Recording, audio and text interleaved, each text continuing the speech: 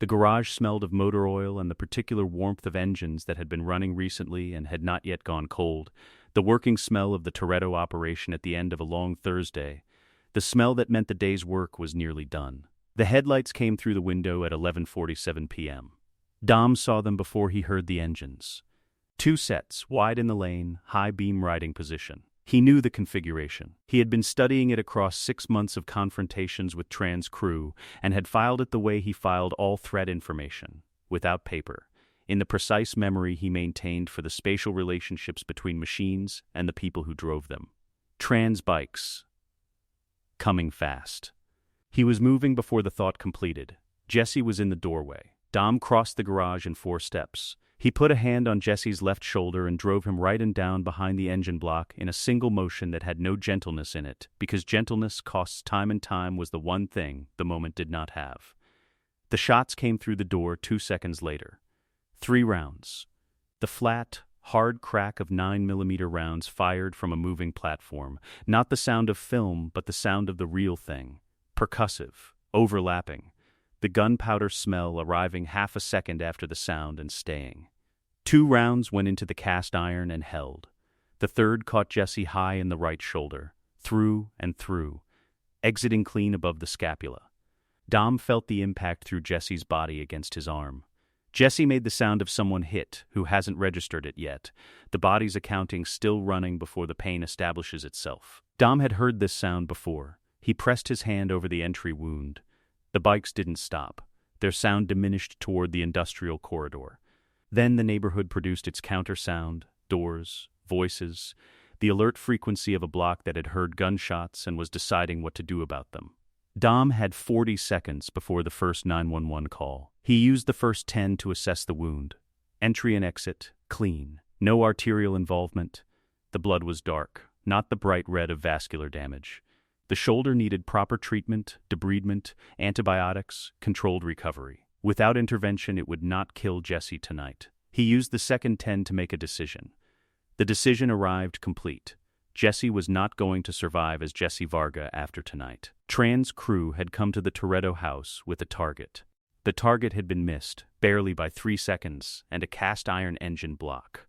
They would come back. Jesse, alive and known, was leverage that Dom's enemies would use until the leverage was gone. The leverage had to be gone. Dom picked up his phone. He used the remaining 20 seconds before the first siren to call a number he'd held for 18 months. A physician in Monterey Park who had treated injuries the hospital system didn't need to know about for 12 years. He said what he needed. He hung up. Jesse had his eyes open. He was looking at Dom with the expression of someone whose body was running unfamiliar signals and whose mind was working to get ahead of them. "How bad?" Jesse said. "Through and through. You're going to be fine." Dom kept his hand on the wound. "But you can't be you anymore. Not here. Not in this world. Dom, listen fast. No time." He held Jesse's gaze with the quality of attention he gave to things that needed to hold without paperwork. "You're going to disappear tonight. Everything that happens after, trust that I know what I'm doing." Jesse looked at the engine block. He looked at his shoulder. He looked at Dom. "Okay," he said. That was Jesse at his best, a mind that processed fast when the noise was stripped away. He had run the same calculation Dom had run and arrived at the same answer a sentence and a half later. The extraction moved in 4 stages across the following 48 hours. Stage 1, the Monterey Park Clinic. Basement fluorescence. A procedure table that had absorbed more complication than its appearance suggested.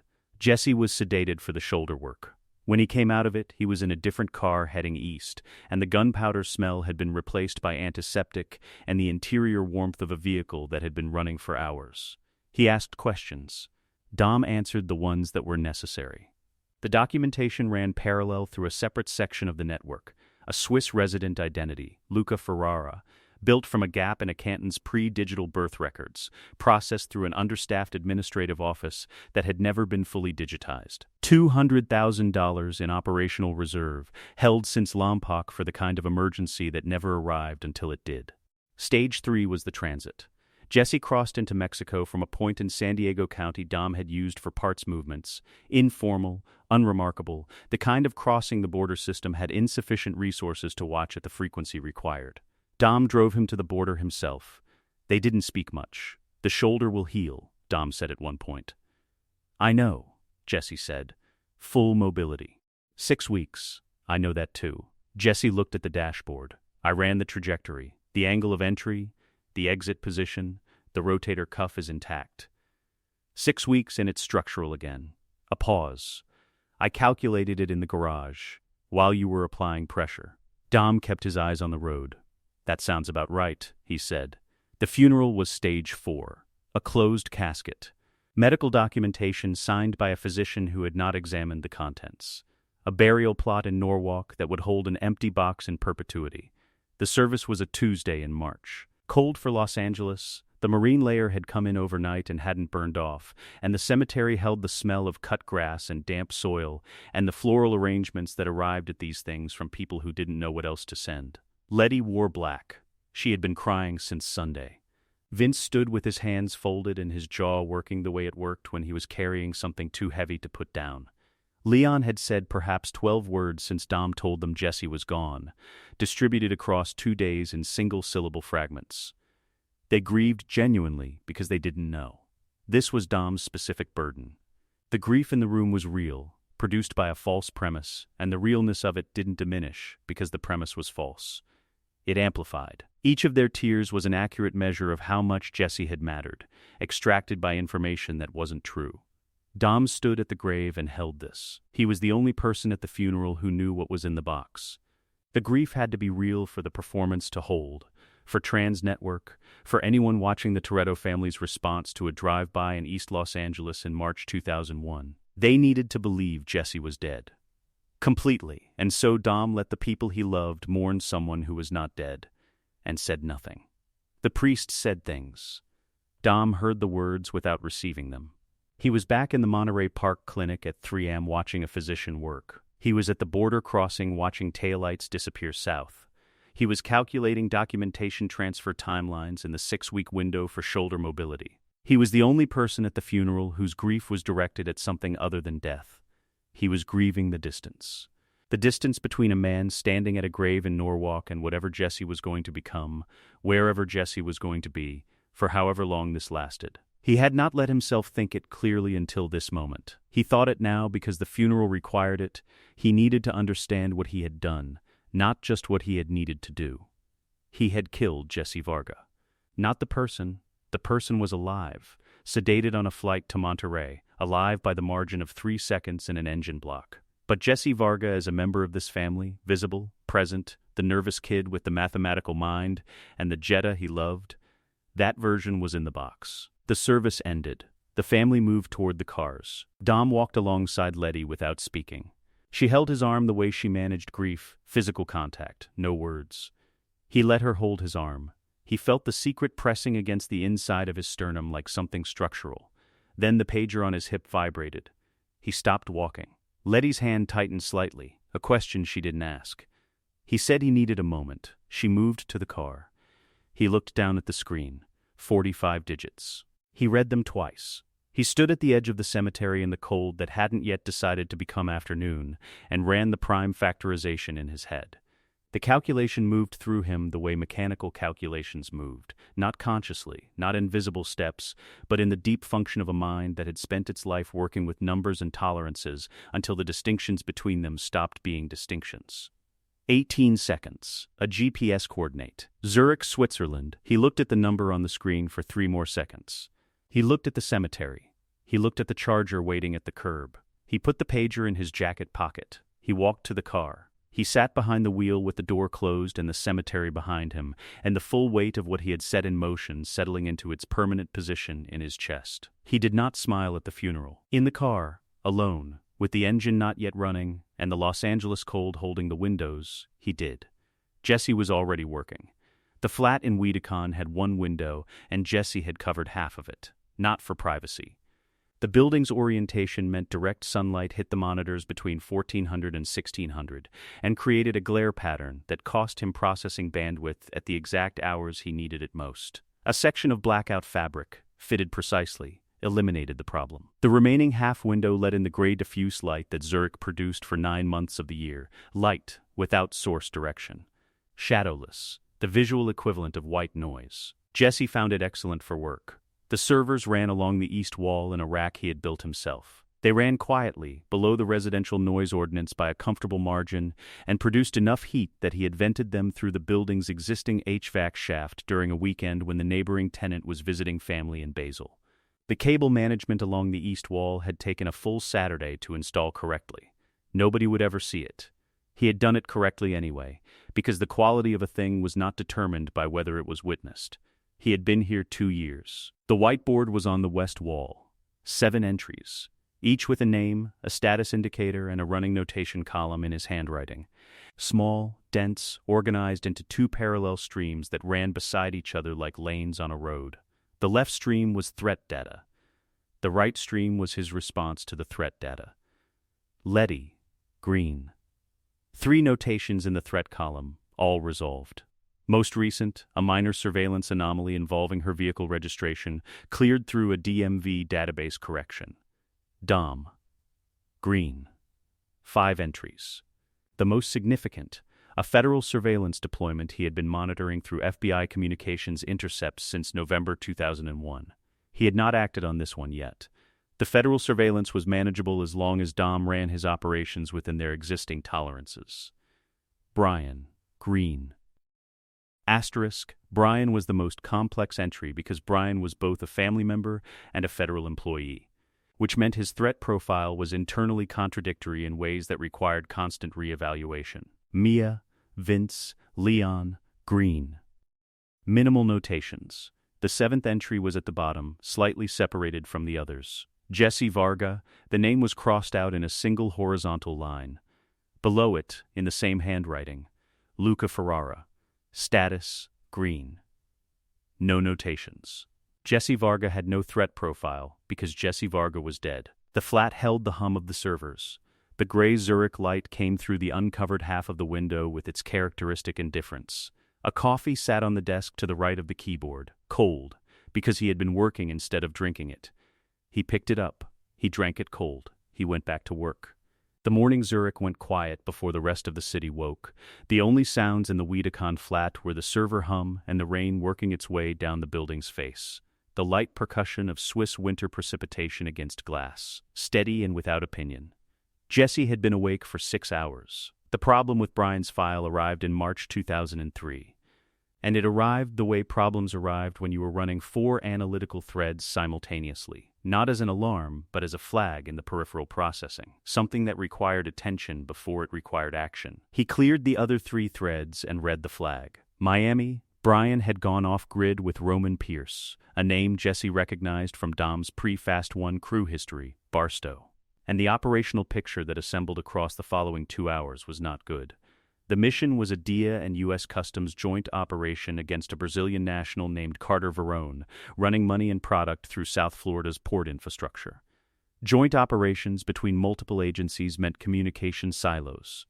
Communication silos meant coordination failures were not a risk, but a baseline expectation. Jesse spent 4 hours mapping the specific vulnerability. Verone's operation tracked his operatives' vehicle positions through a commercial GPS service, a Swedish logistics company that had moved into private security monitoring in 2001 and had built the transition too fast.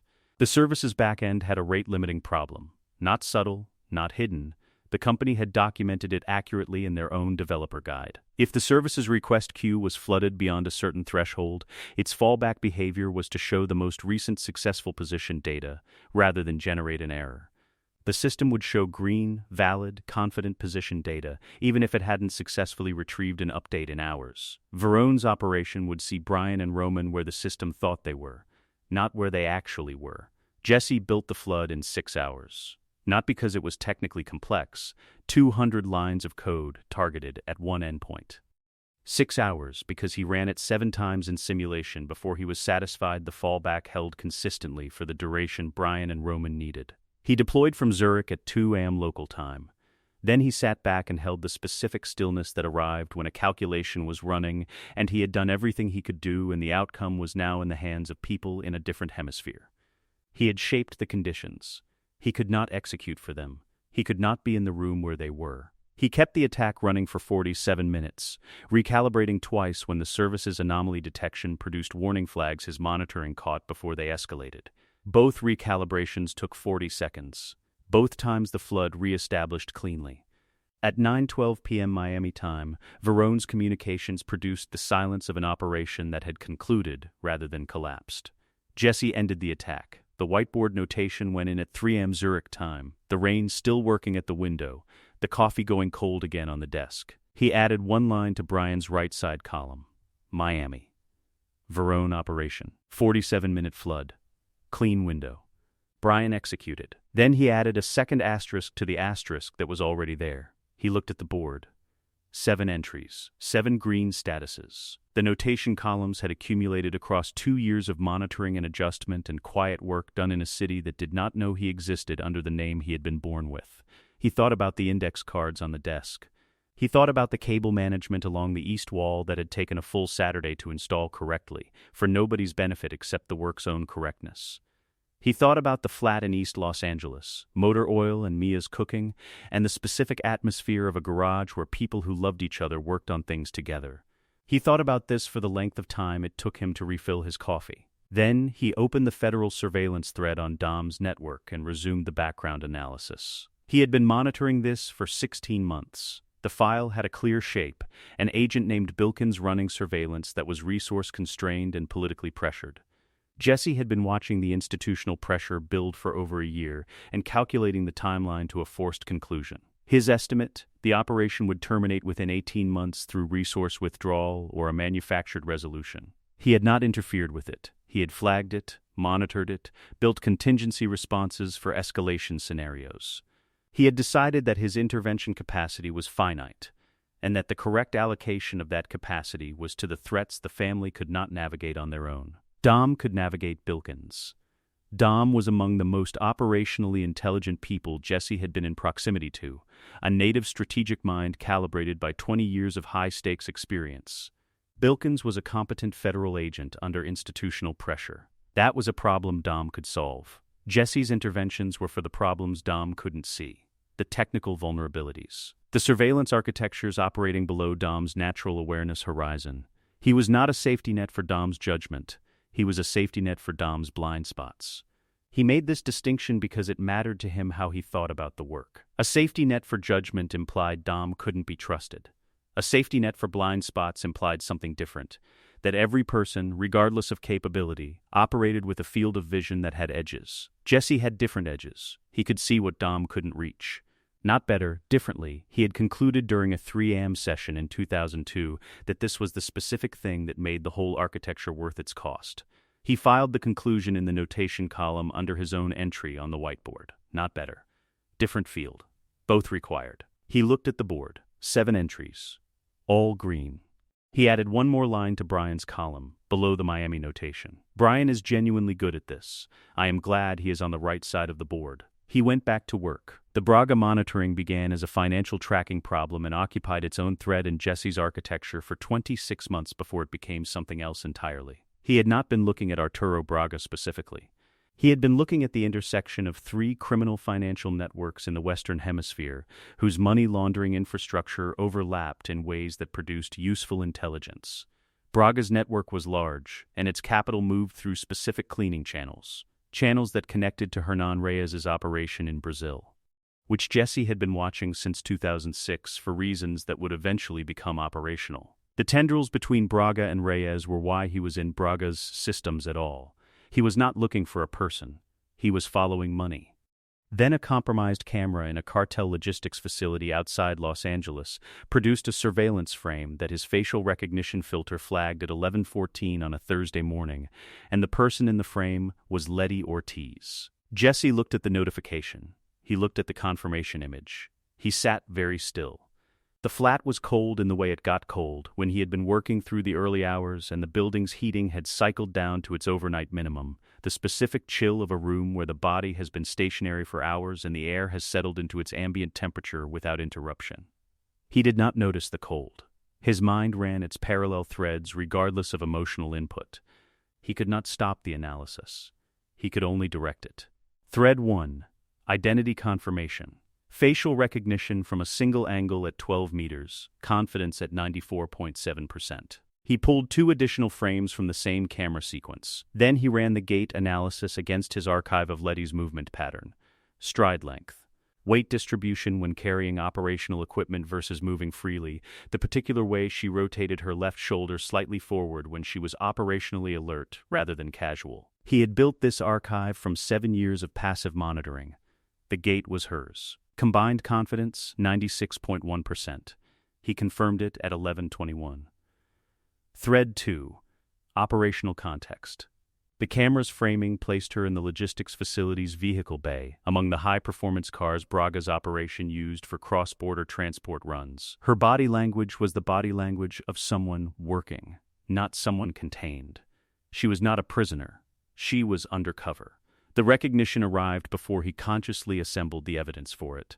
The pattern reading function that ran underneath language said, "She is performing a role here." The performance was good. It would fool most observers. But Jesse had been watching Letty's biometrics for 7 years, and he could see the performance underneath the performance. Thread 3. Threat assessment. He pulled the file he had been building on Phoenix Rise.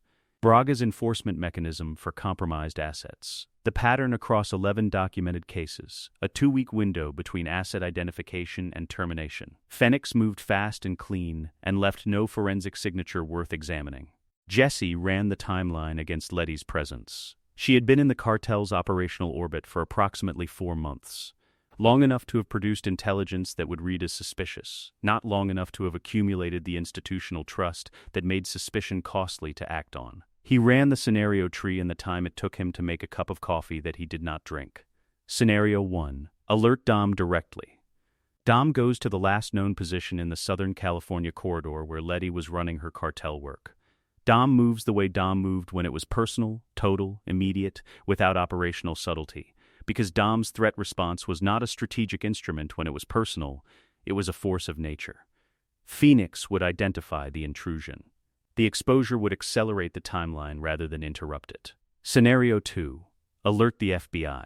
Brian had federal access to DIA cartel intelligence infrastructure. Brian could legitimate the intelligence and move the official operation faster. The FBI would process the information at institutional speed, 3 to 6 weeks for the jurisdictional coordination the Braga case required. Letty did not have 3 to 6 weeks. Scenario 3.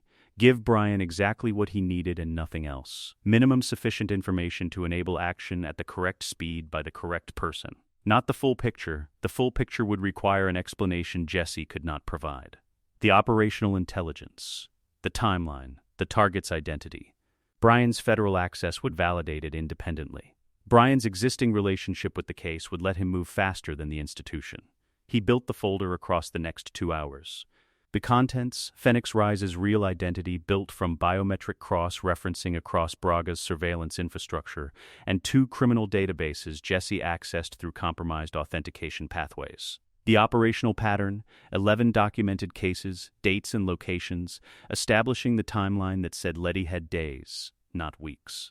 A GPS coordinate of the cartel's primary rally point in the Angeles National Forest, documented through financial data, cell tower pings from compromised phones in Braga's network, and 1 satellite image purchased legally through a commercial imagery service. He printed it because the folder needed to be physical. A digital transmission was traceable in ways a physical document was not. And he was not going to introduce a traceability risk for the sake of delivery speed. The hand-drawn map took him 12 minutes. He drew it from satellite imagery memory, marking the rally point, 3 egress routes Braga's crew didn't use as standard exits, the position of the logistics facility's main gate relative to the rally point. He drew it by hand because he wanted it to feel human. He had been alone in a flat in Zurich for 2 years. He had been protecting people who didn't know he was doing it. He had been present at every significant moment of their operational lives as a technical abstraction. A flag cleared here. A database record corrected in the quiet hours while they slept. He had never been in the room with them. He had never been the thing they reached for when they needed something. The hand-drawn map was the closest he could come to being in the room. It said, a person who cares about these people made this. Not an algorithm. A person. He folded the documents. He sealed the envelope. The return address was the one that would tell Brian what he needed to know about the source's reliability without explaining anything. The Weedacon flat address, registered to Luca Ferrara. Then he wrote a second envelope. the East Los Angeles address of the Toretto garage. His own name. He had not written his own name since before the funeral. He looked at it for a moment.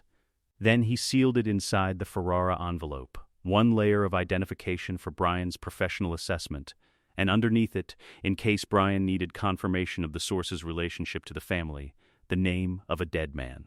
The delivery chain ran through 3 physical hands over 4 days. The New Jersey facility delivered it to Brian's apartment on a Tuesday. Jesse received the carrier confirmation at 7:43 am Zurich time. He opened the Braga monitoring thread. He set up the counter for Phoenix's movement pattern. He waited. The Braga network feed showed the terminal stage pattern at 4:17 p.m. Zurich time, a rapid succession of short burst transmissions, overlapping, the acoustic signature of an operation encountering opposition it had not planned for. Jesse sat forward in the chair. He ran the correlation model against 11 previous cases in his Phoenix documentation. The traffic pattern matched the law enforcement engagement signature at 94% confidence. Something was happening at the rally point in the Angeles National Forest, the location he had drawn on the map by hand, marked in pencil from satellite memory. Sealed inside an envelope addressed to a dead man, he watched the feeds. The cartel communications went quiet at 5:02 p.m., not the quiet of shutdown, the quiet of conclusion. A system that had reached its terminal state. He had learned to distinguish these silences across years of monitoring, the way a surgeon learned to read the specific quality of a patient's stillness. This was the silence of something finished. He picked up the marker. He changed Letty's notation from red to green. Under it he wrote, 11 days. 2-day margin at terminal timeline. Folder delivery produced adequate lead time. Brian executed.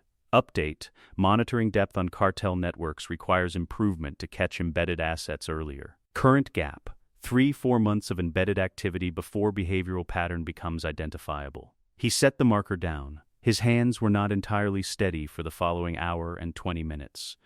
He noted this without judgment and continued working.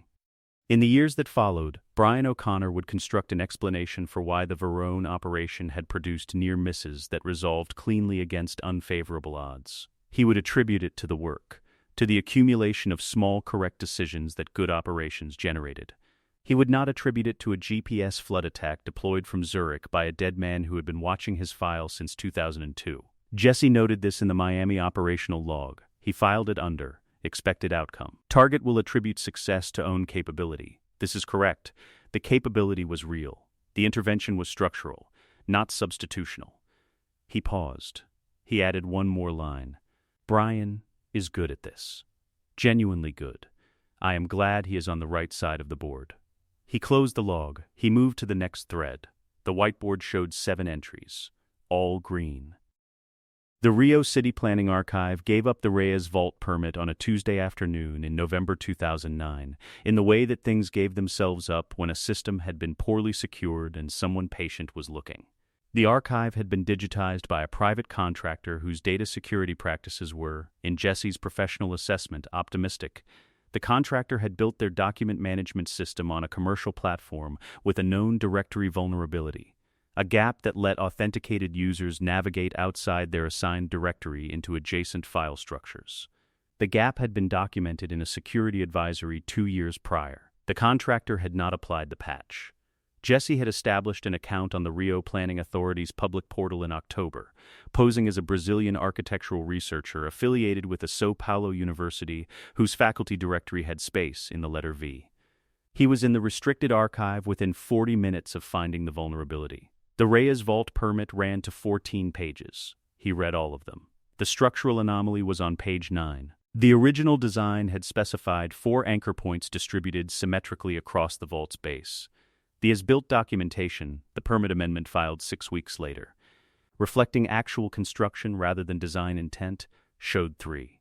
The 4th had been eliminated because the concrete substrate at that corner was 4 centimeters shallower than the foundation survey had indicated. 3 anchor points, instead of 4, meant the stress distribution was asymmetric. The south-facing pair carried 34% more lateral load than the design intended. Under standard conditions, this was not a problem. The margin was adequate. Under torsional stress applied at a specific angle, the asymmetry became a mechanism. Jesse ran the calculation across 2 evenings. He had vault dimensions and weight from the permit specifications, anchor positions and load ratings from the as-built documentation. And the mechanical physics background he had built through 8 years of engine work and 2 years of self-directed structural engineering study, a gap he had identified in 2003 and closed systematically, from first principles until it was no longer a gap. The calculation produced a clear answer. If torsional stress was applied between 23 and 31 degrees from the south face, the south anchor pair would reach its load limit approximately 2.1 seconds before the north pair. The vault would not break. It would swing, initiating the arc from the asymmetric point, rotating around the surviving pair with the dynamics of an object whose center of resistance had shifted. The arc would carry farther than a symmetric configuration would produce. He filed it under, potentially useful. He filed a lot of things under this. When the crew assembled in Rio in 2011, Jesse was already 18 months into his Reyes monitoring operation. He watched them through compromised hotel cameras, city traffic infrastructure, partial Interpol intelligence sharing feeds. He watched Dom build the plan. He watched the bridge sequence emerge as the operational centerpiece. He watched them work with incomplete information. The plan they were building would fail at the bridge if they approached from the primary span. He had run the cable mathematics against their probable configuration. The approach angle from the main span produced a swing arc that exceeded the safe load limit on standard 2 cable attachment hardware by approximately 22%. The vault would separate. The separation would be catastrophic. He could communicate this through the emergency channel, direct to Dom, reserved for genuine emergencies. He ran the threshold assessment. The failure was preventable through information delivery. The delivery did not require exposing the communication channel. An alternative route existed. He had been monitoring Mia's communication patterns since 2002. Not her content, he applied the same line he applied to everything personal. There were things he would not look at, because looking at them would change the nature of what he was. Her communication metadata, the rhythm and structure and timing of her messaging, that was surveillance data, and he had it. Her texting pattern to Dom was distinct from her pattern to everyone else. She used specific abbreviations that had developed across years of shared history. She punctuated forwarded information with colons rather than commas. Her messages ran in clusters of 3 or 4, then went quiet. He constructed the message in 40 minutes. The permit amendment reference, the 3-line structural analysis, the approach angle range. He wrote it in her pattern, the colons, the abbreviations, the way she compressed technical information into messages that read casual. He spoofed the contact metadata through a carrier relay he had been using for 2 years. The message appeared in Dom's phone as a forward from Mia of a building permit she had apparently found relevant to the operation. Dom read it. He worked the information into the approach sequence. Jesse spent the following 4 days watching the plan incorporate what he had given it. The night of the heist, the flat held the heat of a full server load and the particular focus that arrived when every thread was live simultaneously. He ran 4 feeds. The commercial satellite imagery, a 30-second refresh bird's eye of the bridge and surrounding roads. The Rio traffic monitoring system. The police radio network.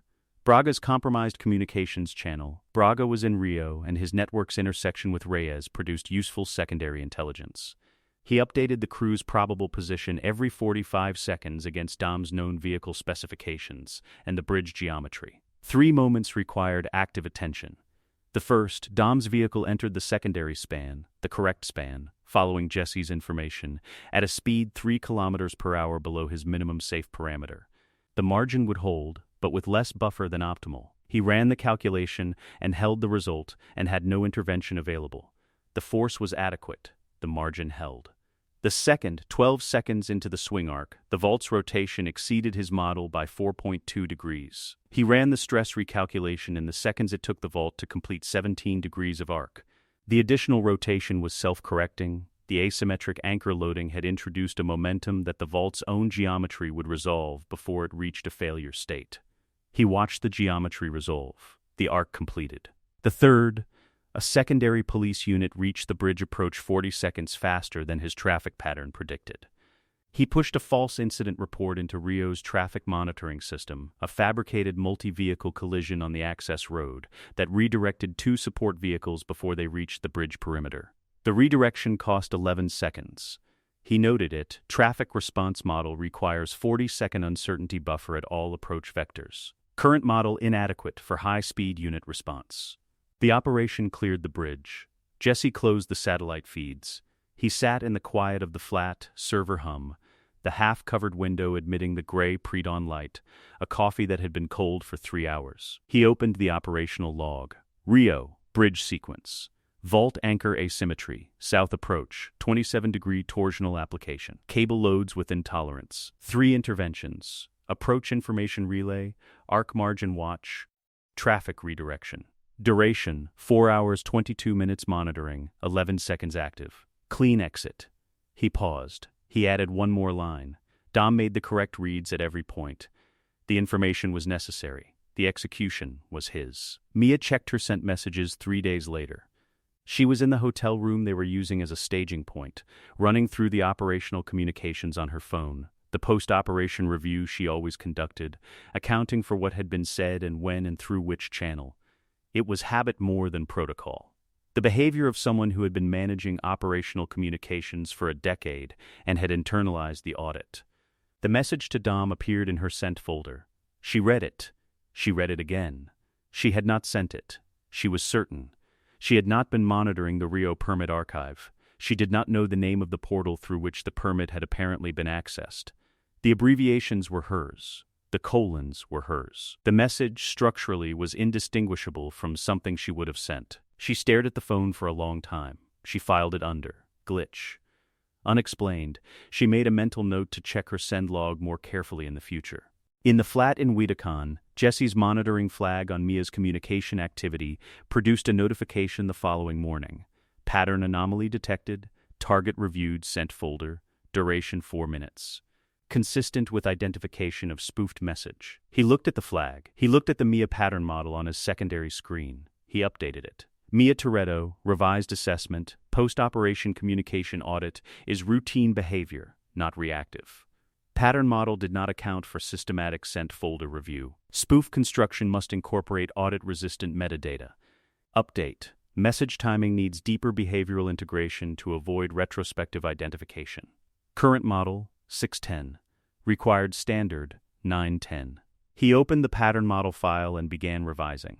He had been building it for 9 years. He was not satisfied with it. He would not be satisfied with it until she could receive the message, review it afterward, and find nothing wrong. He went to work. Owen Shaw entered Jesse's monitoring scope in February 2012 through a signals intelligence flag he had placed on a specific encrypted communication architecture 18 months earlier. The architecture was not Shaw's.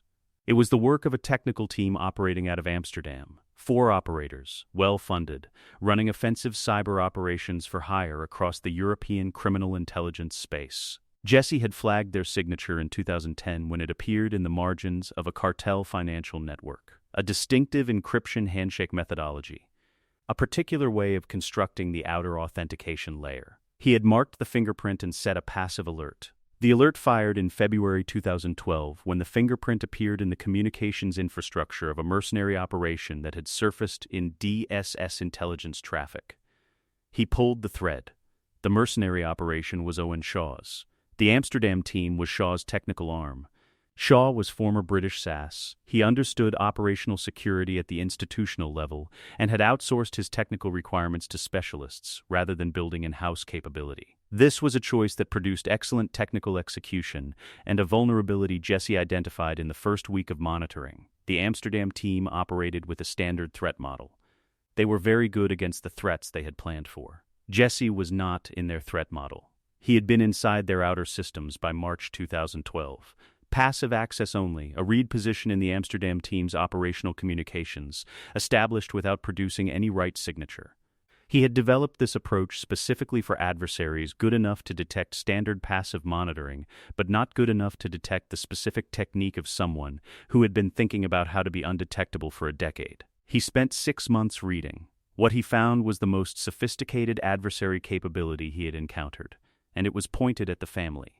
The September rain came at the Wedekan window sideways, the particular Swiss autumn rain that arrived with purpose rather than ambivalence, driving against the glass in irregular bursts that the server hum absorbed and made part of the room's ambient frequency. Jesse had been reading the Amsterdam team's toolkit documentation for 4 hours.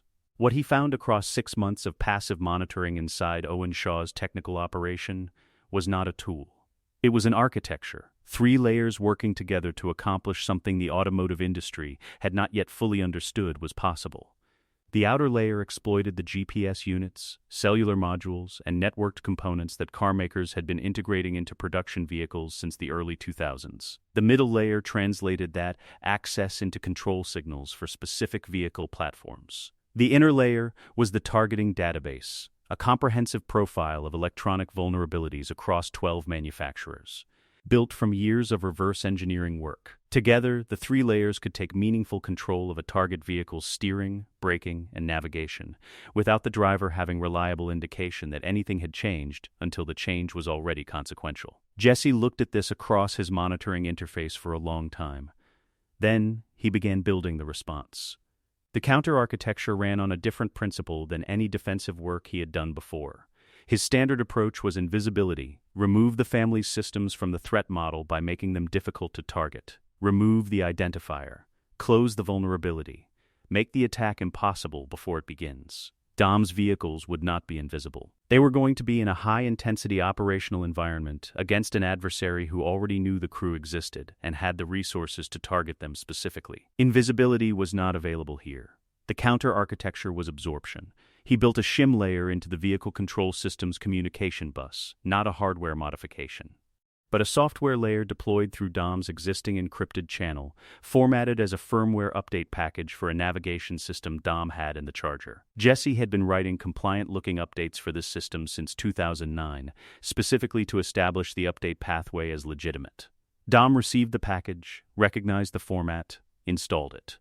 The shim layer sat between the vehicle's external communication interfaces and its control systems.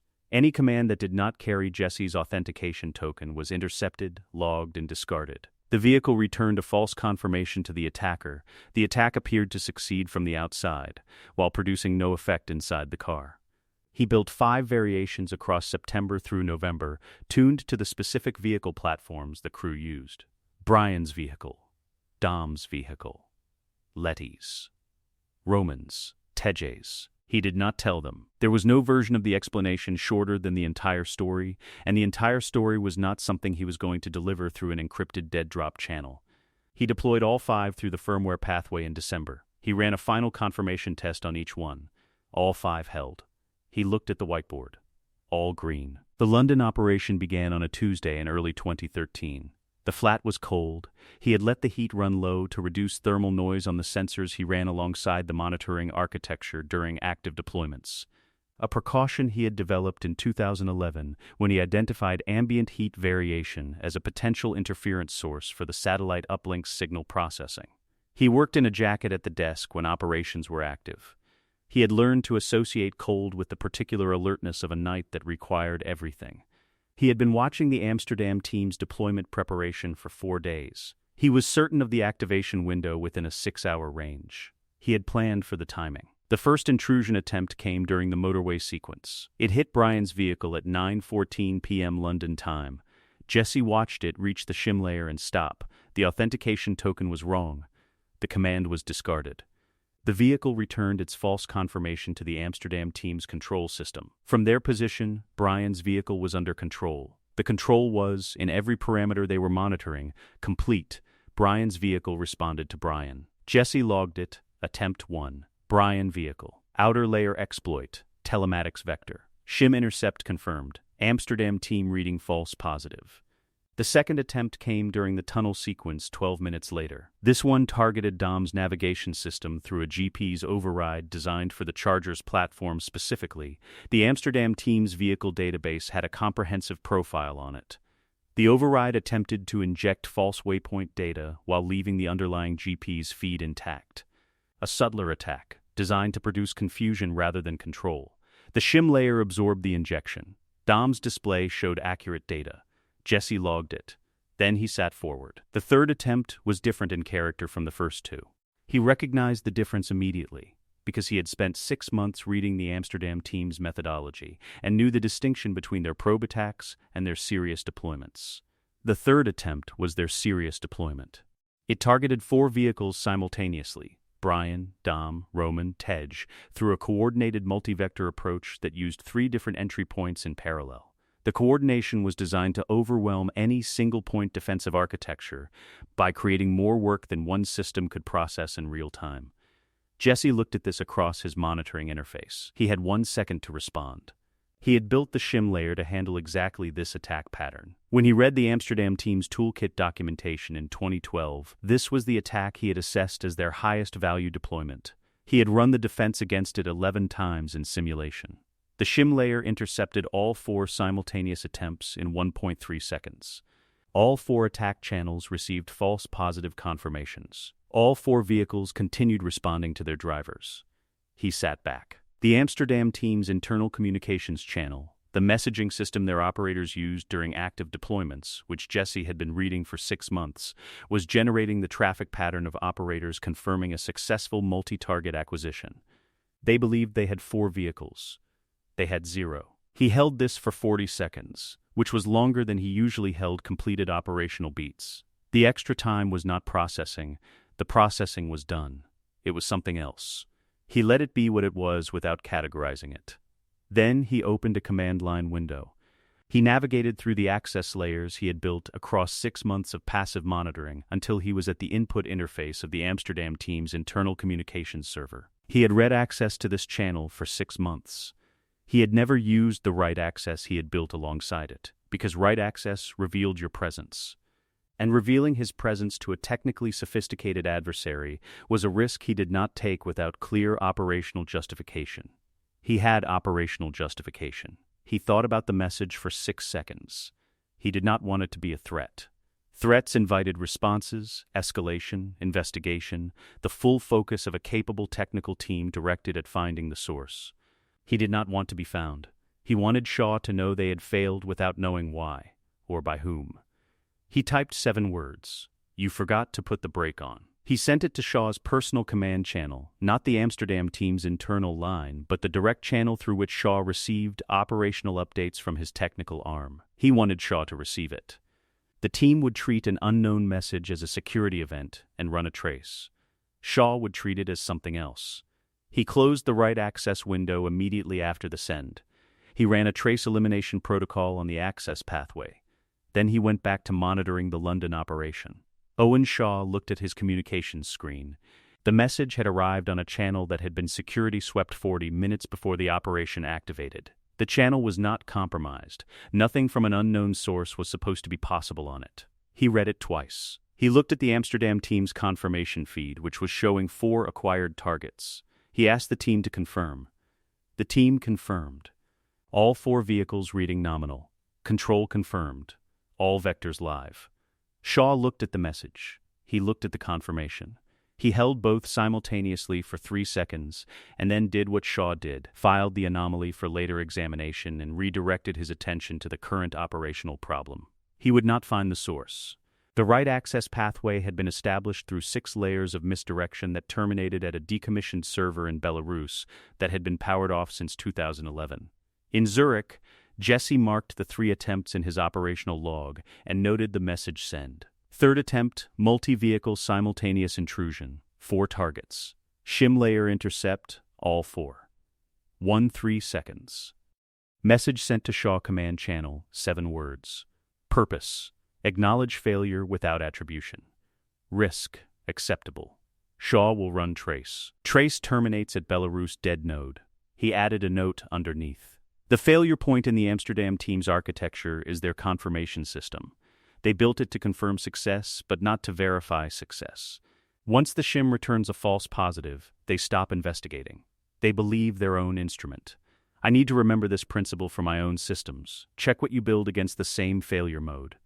He closed the log. Shaw's team filed a post-operation security report within the hour. Jesse monitored its arrival in the DSES intelligence traffic. The report described unknown interference during multi-vehicle acquisition attempt. Countermeasures of unknown origin. All intrusion attempts confirmed by operational systems but appear to have produced no vehicle effect. Source analysis: inconclusive. Attribution: impossible. Recommendation: operational security review of Amsterdam team's confirmation architecture. Jesse read the report twice. The final line was the one he found specifically satisfying.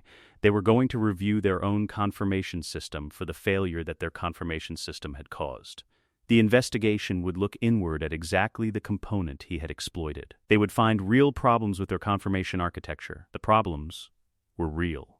He had identified them in 2012 and built his counter on the most significant one. They would spend time and resources fixing those problems. They would not find Jesse Varga, because Jesse Varga had been dead for 12 years. He added a notation to Shaw's threat file. London, technical capability confirmed, highest encountered. Attribution confirmed 0. Counter architecture performance confirmed adequate. Note, message sent. Shaw will not forget it. A capable adversary with an unresolved anomaly on his books is a differently oriented adversary than one who believes his operations run clean. Flag. This may be relevant in future threat scenarios. Then he opened a secondary file he had not touched since November 2013, when he first pulled the records on Owen Shaw's brother. Deckard Shaw's file was thin. Former British SAS. Documented as Owen's enforcement mechanism, the instrument for resolving problems that required a different category of response than technical sophistication. Jesse had added him to the monitor list in January 2014 with a threat classification he had never used before. He created the classification because the existing system had no category for a kinetic adversary operating at this level. He labeled it Tier 1. Kinetic, he set a passive travel document monitor on 47 aliases associated with Deckard Shaw's documented operational history. He looked at the whiteboard. All green. He looked at Han Lue's entry, on the board since 2011, when Dom had told him through the encrypted channel that Han was family and should be monitored accordingly. He looked at it for a moment. Then he opened the Tokyo Urban Infrastructure Database and began reviewing the intersection geometry of a specific district in Shibuya. He had not been asked to do this. He did it anyway. The travel document flag fired at 6:23 am Zurich time on a Thursday in late 2013. Outside, the city was beginning its morning in the particular gray way Zurich began its mornings. The overnight cold still in the pavement, the tram lines starting their first runs, the light arriving slowly as though it had decided to be cautious about the day. Jesse had been awake since 4 am running maintenance cycles on the Family Eyes monitoring architecture. The kind of work that required the city's ambient noise to be at its minimum before the signal was readable. The flag pulled his attention from everything else. A travel alias associated with Deckard Shaw had cleared Japanese customs at Narita 40 minutes prior. Destination: Tokyo. Jesse looked at the notification. He looked at the whiteboard. Han Lu's entry had held green since 2011, when Dom had told him, through the encrypted channel, in the particular compressed way Dom communicated things that mattered, that Han was family and should be on the board. Han was in Tokyo. He ran the probability assessment 3 times, and confirmed the convergence each time. Deckard Shaw in Tokyo, in the same window as Han Lu's documented presence, coincidence carried an 11% probability based on Shaw's operational pattern, which showed no history of recreational travel. The remaining 89% pointed at Han as the objective. The question was why. He pulled Owen Shaw's post-London file. Owen was in a medically induced coma.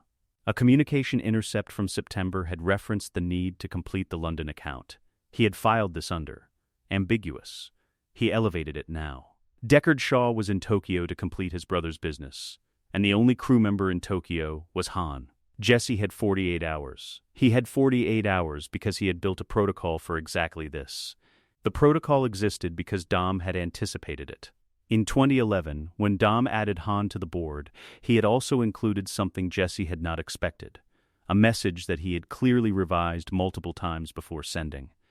The revision timestamps visible in the dead drop architecture. Dom told him that Han knew, that Dom had explained about Jesse, that Han was the physical asset Jesse didn't have, and the family needed someone in the field who could act on Jesse's intelligence without requiring an explanation of its source. Jesse had held this message in the draft folder for 18 hours before responding. 3 words: send me Han. Dom arranged the introduction through an encrypted video call on a platform Jesse built specifically for the purpose, a one-time use architecture destroyed after the call, leaving no technical record. The call lasted 22 minutes. Jesse had prepared extensively. He had a list of operational protocols, communication standards, physical asset requirements, emergency contact procedures. Han had listened to all of it and then said, "So you've been watching us this whole time." "Monitoring," Jesse said. There's a distinction," Han said. Okay, he had not seemed surprised. He received the information the way he received most things, as something that completed a picture he had been holding incomplete for a long time. "Tokyo," Han said at the end of the call. "I'm there for the next while. What do you need from me?" They had worked together for 3 years before the flag fired on a Thursday morning in late 2013. Jesse briefed Han 47 hours before his operational window estimate indicated Shaw would move. The briefing ran through the encrypted app Jesse had built for the Han channel, text only, 2-key encryption. Neither party able to decrypt the archive without the other's cooperation. Han called it the Jesse line. Jesse called it the channel. He sent the Shaw profile, the operational assessment, the extraction protocol documentation he had written in 2013 when he first built the drone capability at Kenji's storage unit in Shibuya. After identifying the Tokyo crash intersection scenario as a plausible threat requiring a specific response plan, Han read it. He sent back 2 messages. "You wrote an extraction protocol for this specific scenario. Then, how long have you been thinking about this?" Jesse looked at both messages. "Since I put you on the board," he typed. 2011, I ran the threat scenarios for every crew member's geography. Tokyo has specific parameters, the crowd density, the surveillance infrastructure, the emergency response patterns. I built the drone protocol for the Tokyo parameters. A pause on Han's end that ran 4 minutes. That's either very thoughtful or very unsettling. "Both," Jesse typed. "The protocol requires your cooperation for the physical component. Review the timing windows. The critical constraint is 43 seconds. Han reviewed it. He confirmed. He asked 2 clarifying questions about the thermal panel's deployment mechanism and 1 about the egress route to Kenji's vehicle. Jesse answered all 3 with the precision the questions deserved. They ran through the protocol once more. Han confirmed. The night of the operation, the flat held the particular tension of active monitoring, every feed live, the satellite uplink running at full bandwidth, the cold of the room that Jesse associated with deployments where everything had to work.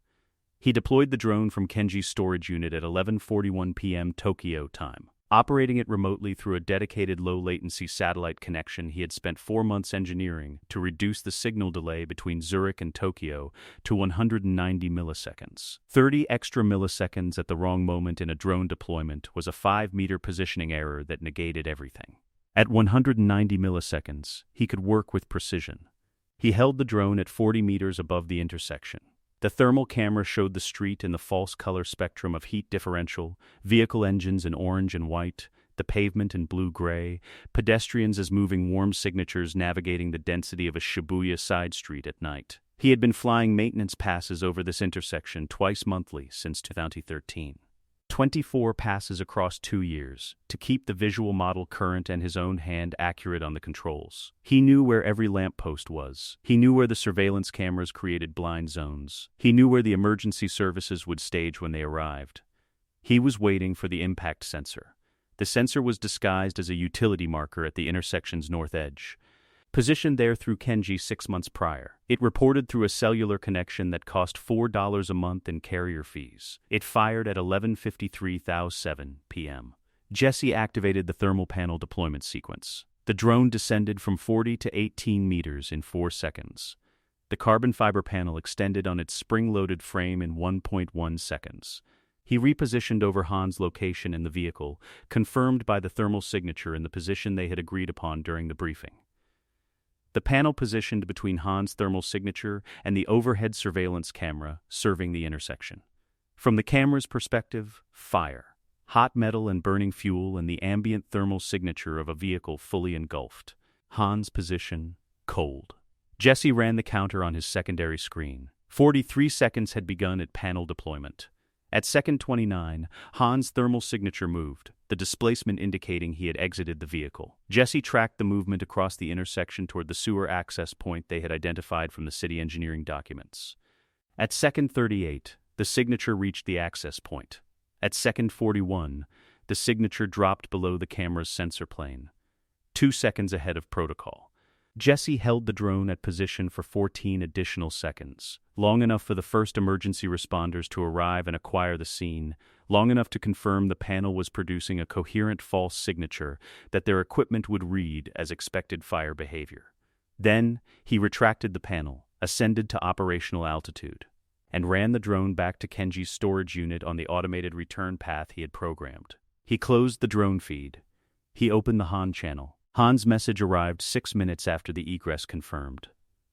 Clean? Jesse looked at it. He noted the time. He noted the 41-second figure. Clean? He typed back.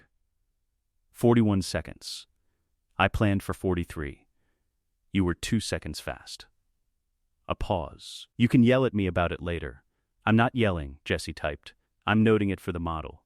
41-second actual versus 43-second protocol suggests the egress route timing was modeled conservatively.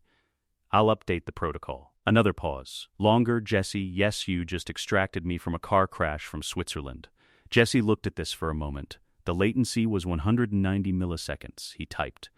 I had a very good satellite connection. 3 minutes of silence on the Han channel. Jesse could not see Han's face and had never been in a room with him in person, which meant he had no biometric reference for what Han's silence sounded like from the inside. He had the channel and the particular rhythm of Han's message timing, which he had been observing for 3 years and had come to understand as its own kind of language. This silence was the kind that meant Han was carrying something in deciding how to set it down. The protocol worked. Han sent eventually. Yes, Jesse confirmed. The coroner's office? Already handled.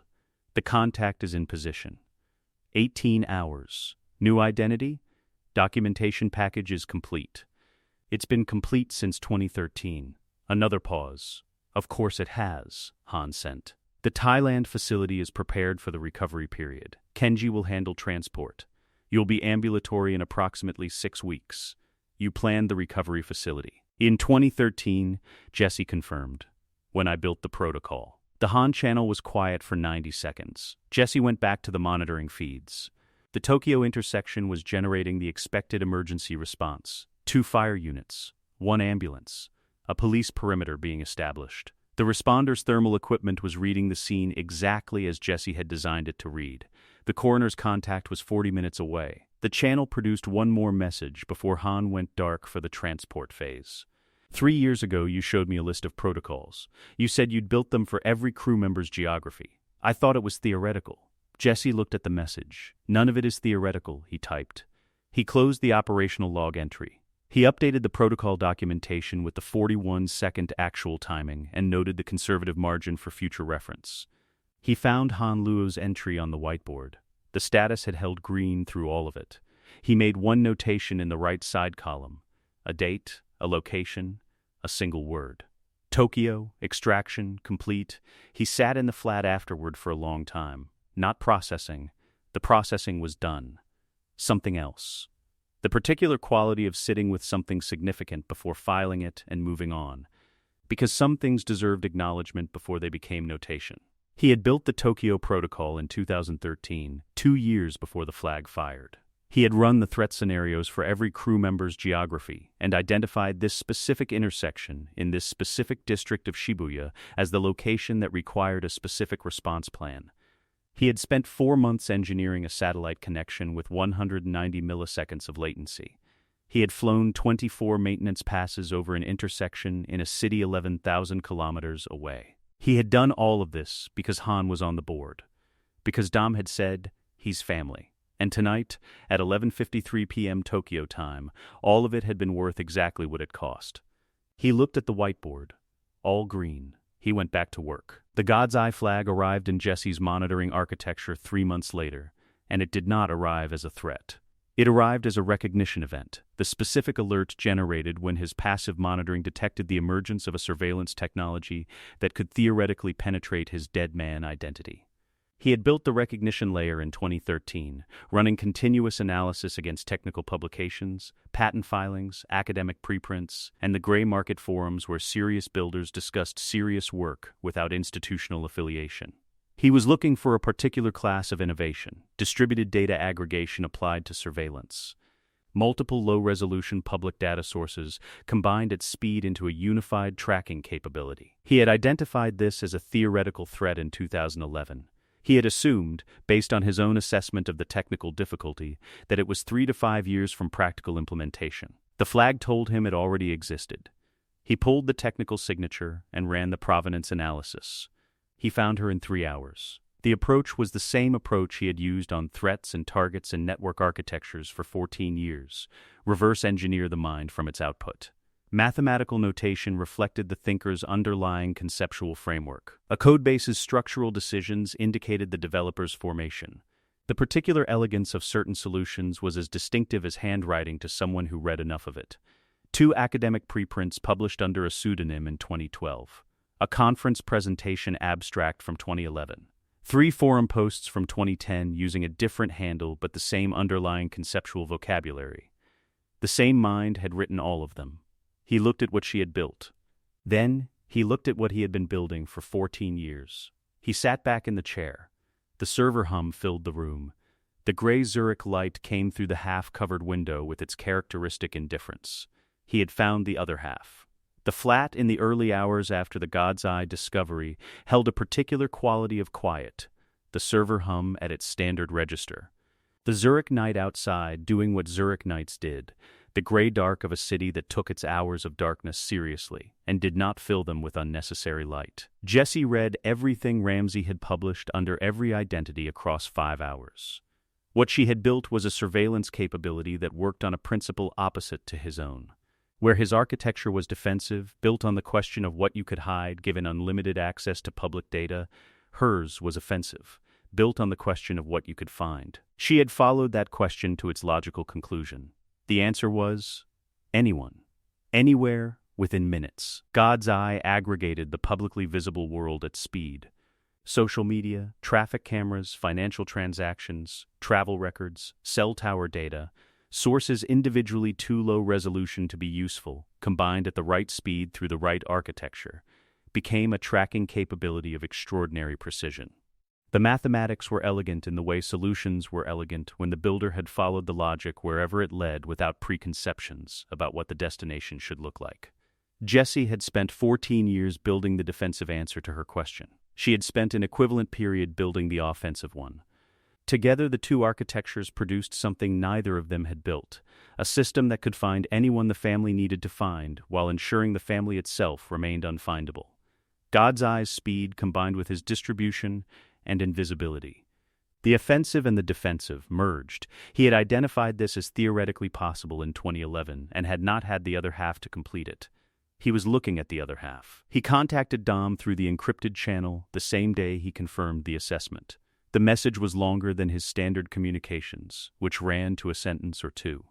He allowed himself 3 paragraphs because the situation warranted 3 paragraphs. The first described God's Eye's capability in operational terms.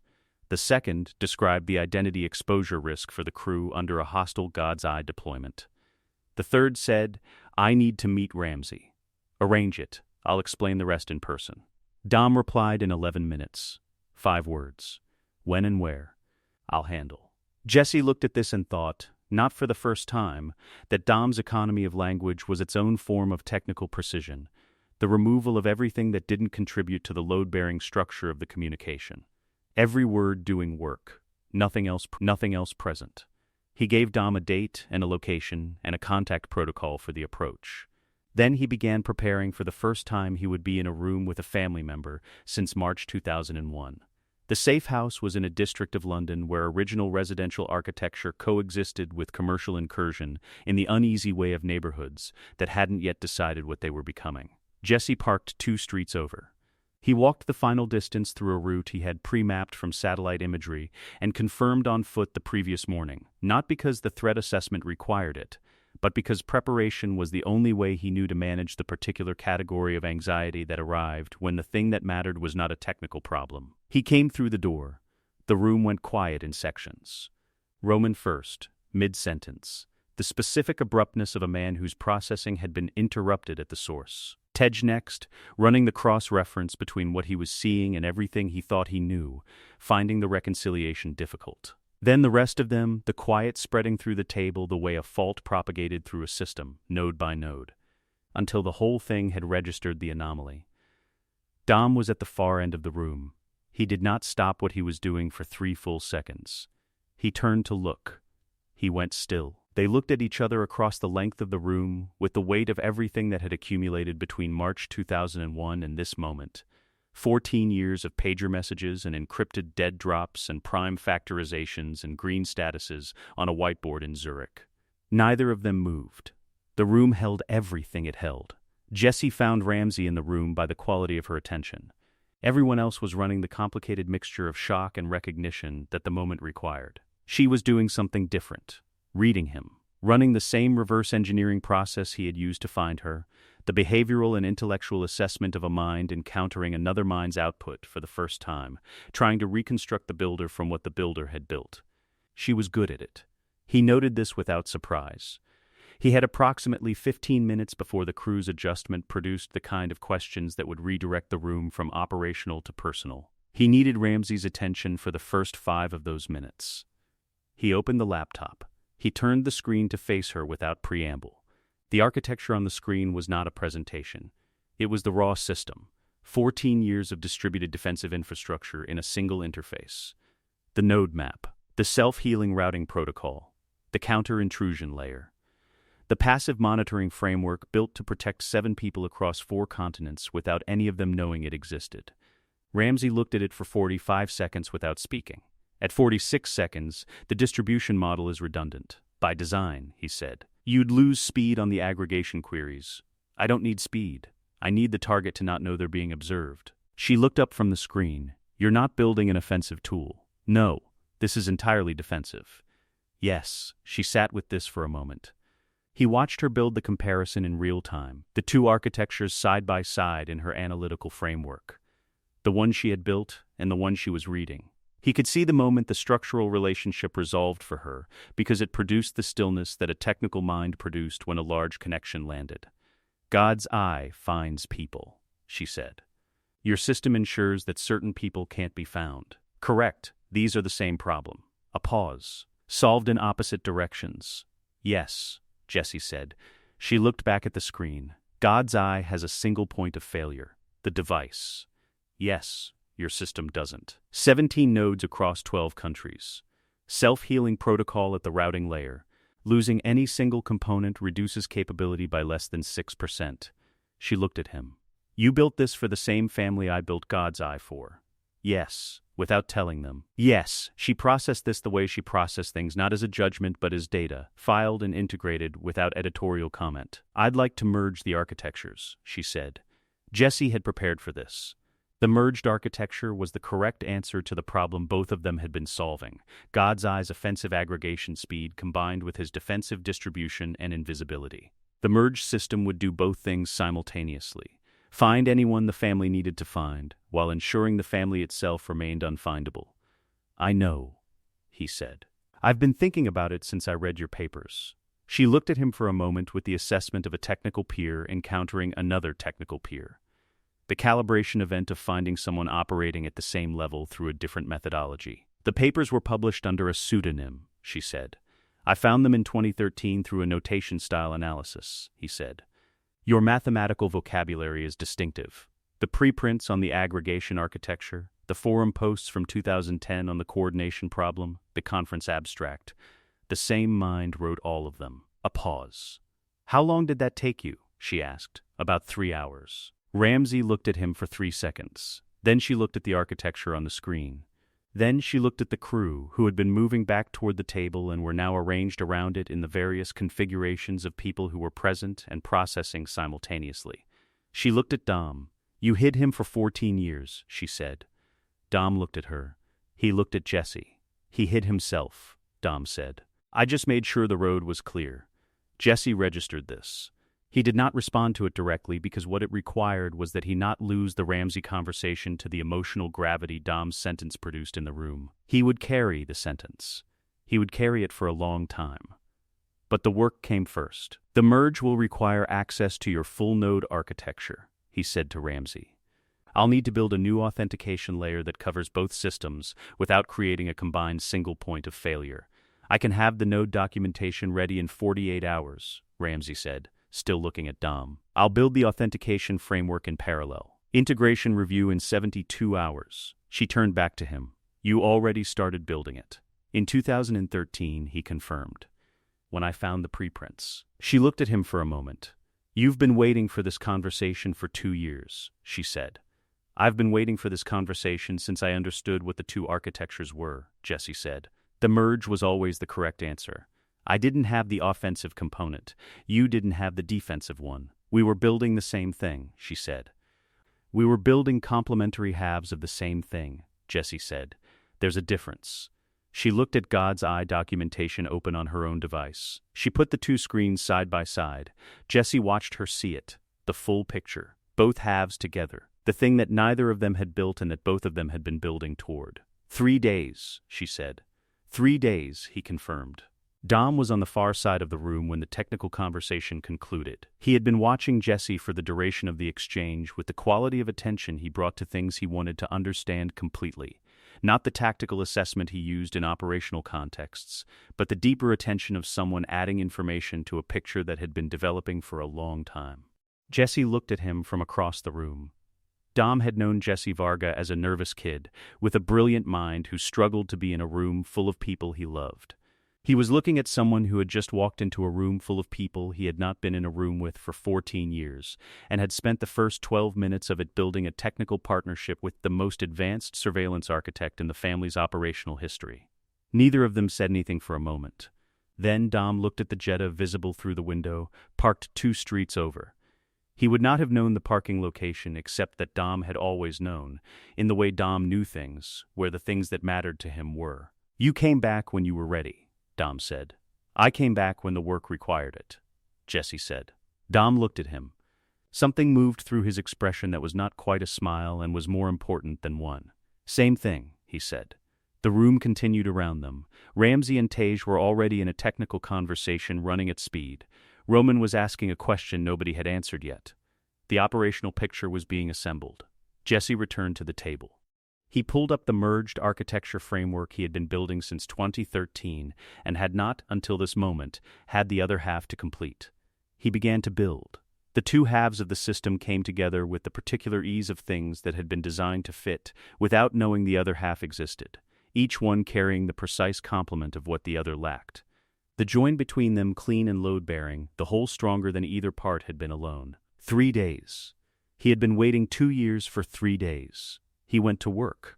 The merged architecture had been running for 2 years when the first behavioral anomaly appeared in Dom's monitoring data. The flat in Waitakon had developed, over 14 years. The particular atmosphere of a space shaped entirely by its function.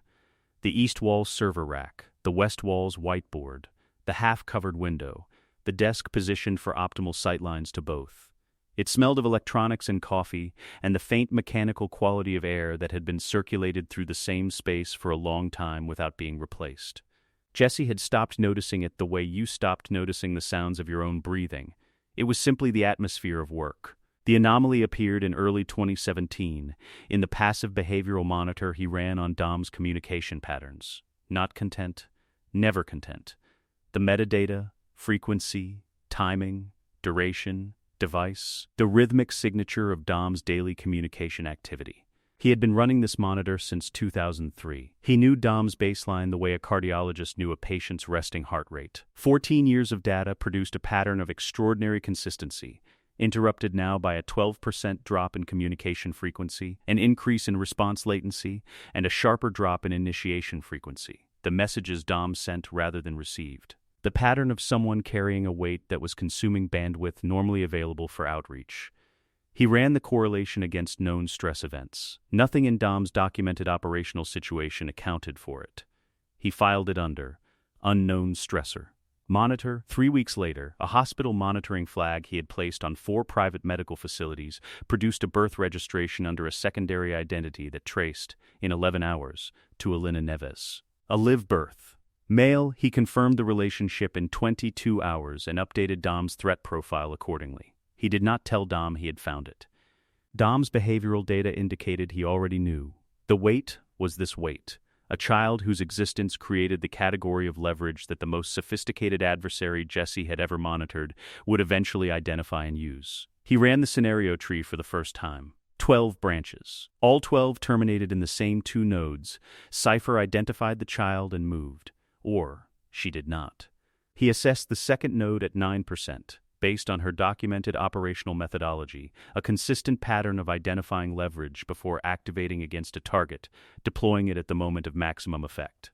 He spent 3 weeks building the response architecture. The Honeywell Apex 0-day had been in his reserve files since 2015. He had found it through a vulnerability research program he ran continuously against avionics management software, a monitoring priority established in 2013 when Cypher's signature first appeared in his files, and he assessed her most probable operational platform as a mobile airborne command center. Aircraft were the hardest target class in his coverage area: remote, technically complex, physically inaccessible to any intervention that required a ground presence. The 0-day lived in the environmental control subsystem of the Honeywell Apex suite. It allowed remote execution of door control commands through an unauthenticated access path in the system's diagnostic interface, a gap that had existed since the version's 2014 release.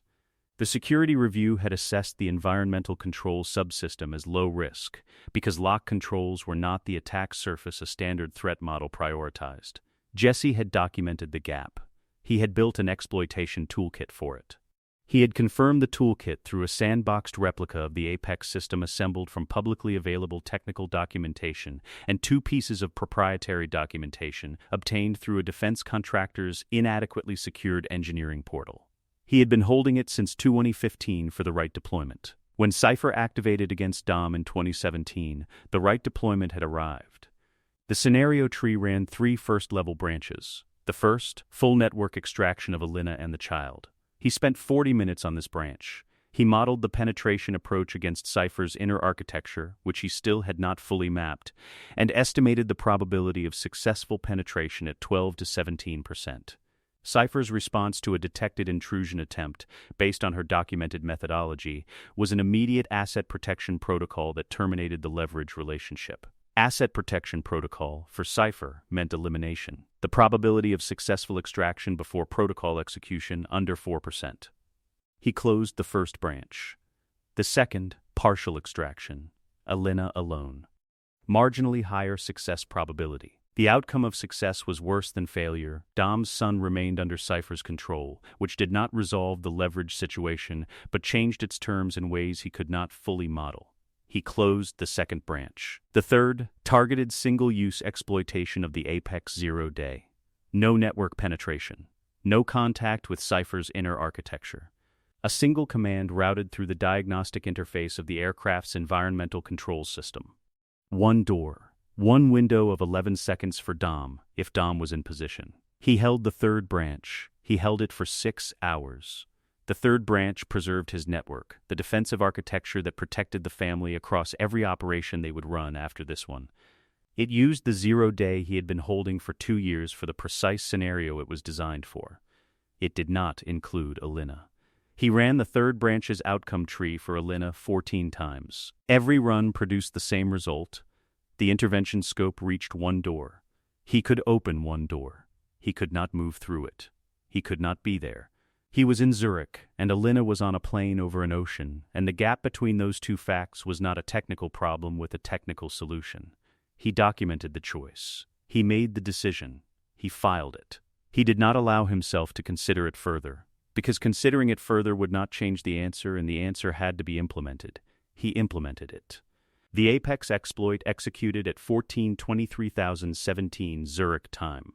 The relay chain carried the command through 3 intermediate nodes to the aircraft's avionics communication frequency. The relay added 340 milliseconds of latency, which he had accounted for in the timing coordination he had communicated to Dom through the emergency channel 4 hours earlier. Nursery door. 14:2300 target. 340 mimes relay lag. Confirm Dom position. Dom had confirmed. He watched the command execution on his monitoring interface. The Apex diagnostic interface accepted the authentication token. The door control command traveled down the execution chain.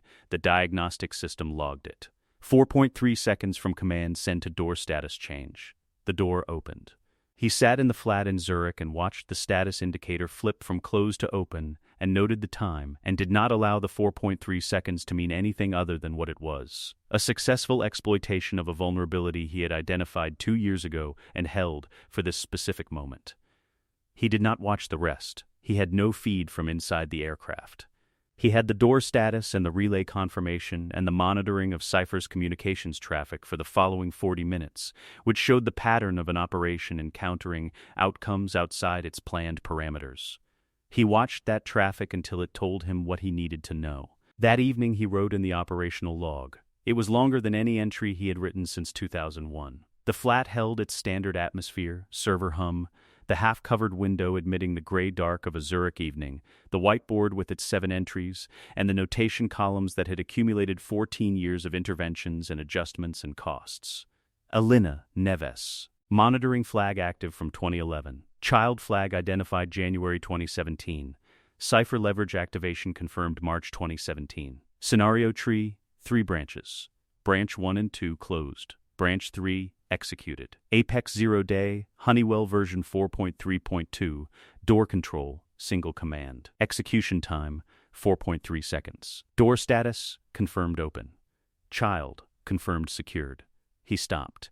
He looked at what he had written. He looked at a notification in his monitoring traffic that he had filed under a separate log 2 hours earlier, in the format he used for outcomes he was not going to revisit, because revisiting them did not change them. He wrote the next lines. Elena Neves, status changed to red at 0941. Status changed to NA at 1734. I watched it. I had the 0 day in reserve for 2 years. The 0 day had 1 door. I used it for the door I could open. I could not open the other ones. Dom does not know I was watching. I am not going to tell him. The information does not help him and does not change what happened. The 3rd branch was the correct branch. I have run it 11 times since 1734, and it remains the correct branch. I tried. He set down the pen. He read the entry twice. He did not add to it. The specific quality of sitting with something that was both accurate and insufficient, he had encountered this quality before, in the Letty operation, in the moments between deploying a piece of intelligence and learning whether it had been enough. This was different in scale. He sat with it for a long time, not trying to resolve it, because it did not resolve. Some things were not problems. Some things were simply what they were, true and costly and permanent. He stood. He went to the whiteboard. He found Elena Neves's entry, which had been on the board since 2011. He removed it. He stood in front of the whiteboard for a long time. The server rack produced its standard frequency. The window admitted the evening's last light. The notation columns ran with 14 years of work. Then he opened the Ramsey channel. Flag for merged architecture discussion, remote physical intervention capability at aircraft range is a critical gap in current defensive coverage. Review required. She responded in 11 minutes. I see it. I've been thinking about it since Fast 7. I have a partial solution. Let's talk. Jesse looked at her response. He looked at the whiteboard. He looked at the operational log entry that ended with 2 words he did not usually put in operational logs. He picked up the marker. He looked at the board for a moment. He drew a notation next to Dom's entry. A symbol he had invented because the existing notation vocabulary did not have a category for what this entry required. The shape was between a star and an asterisk. Han had said once that it sounded like he had invented punctuation. He had invented punctuation. The symbol meant close call handled. But handled carried a qualifier it had not carried before.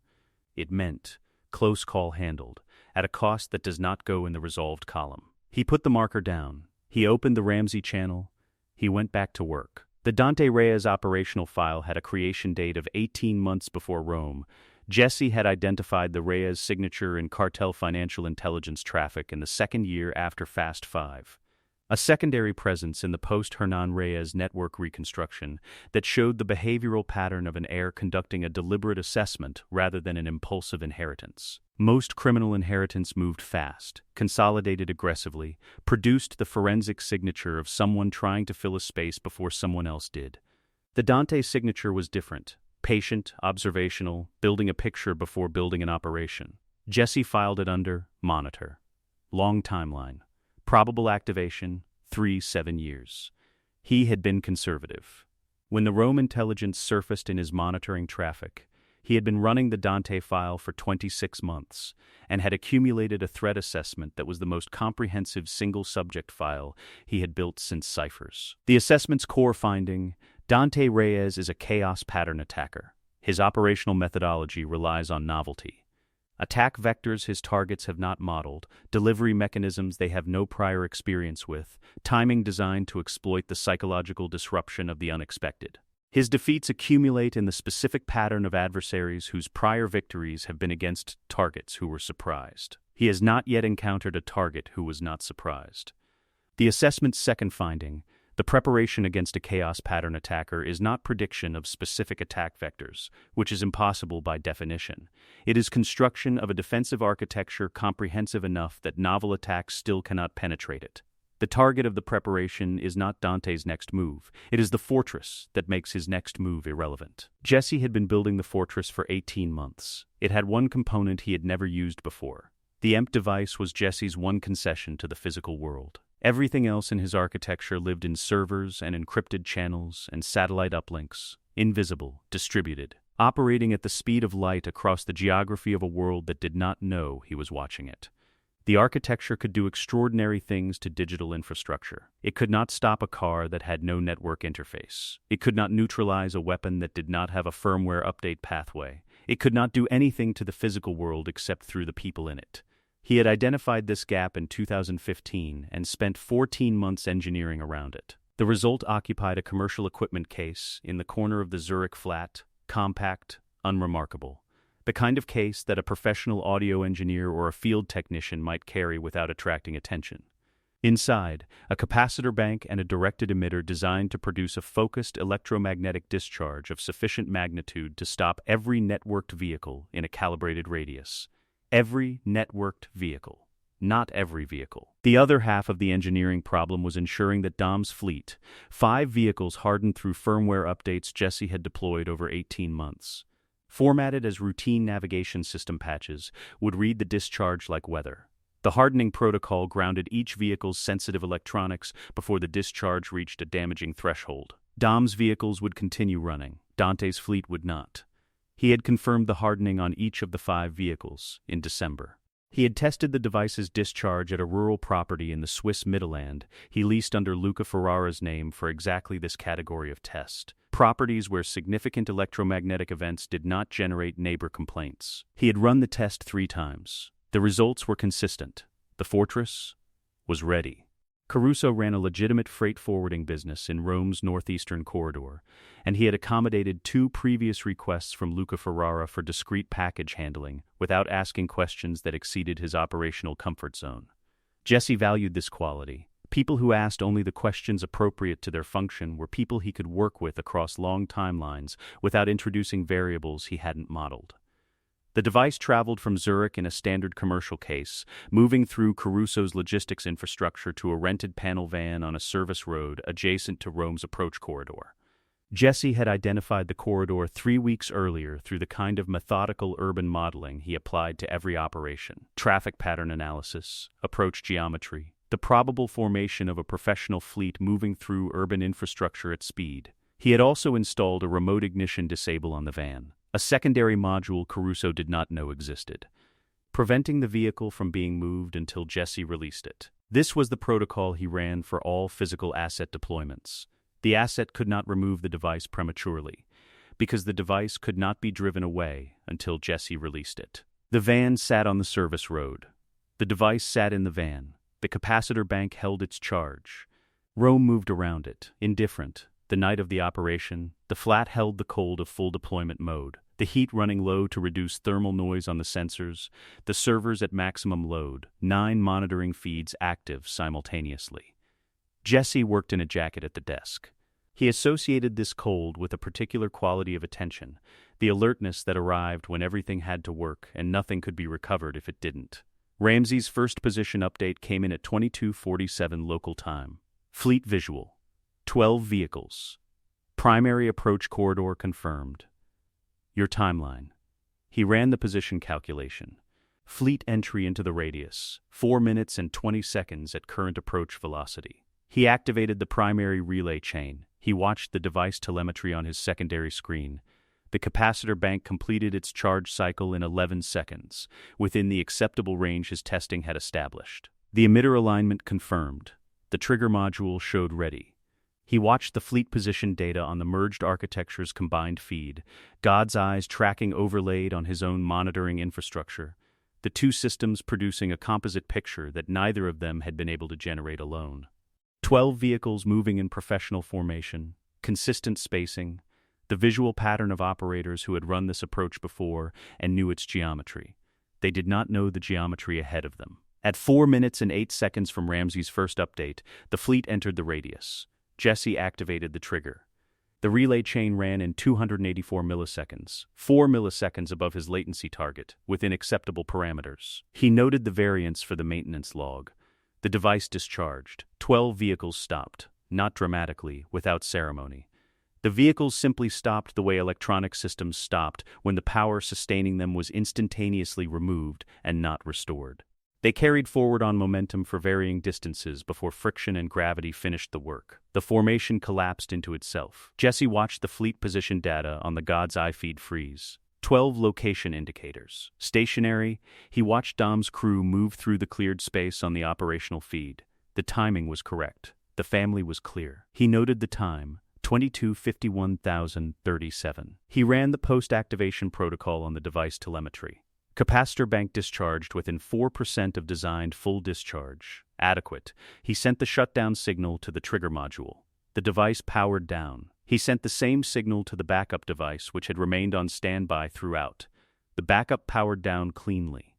Then he opened the window on Dante's personal communications feed, the outer systems he had been reading for 3 months, and watched the traffic pattern shift into the configuration he had learned to associate with an operation encountering something it had not modeled. Rapid short-burst messages. The acoustic signature of people trying to understand a result that was not in their planning.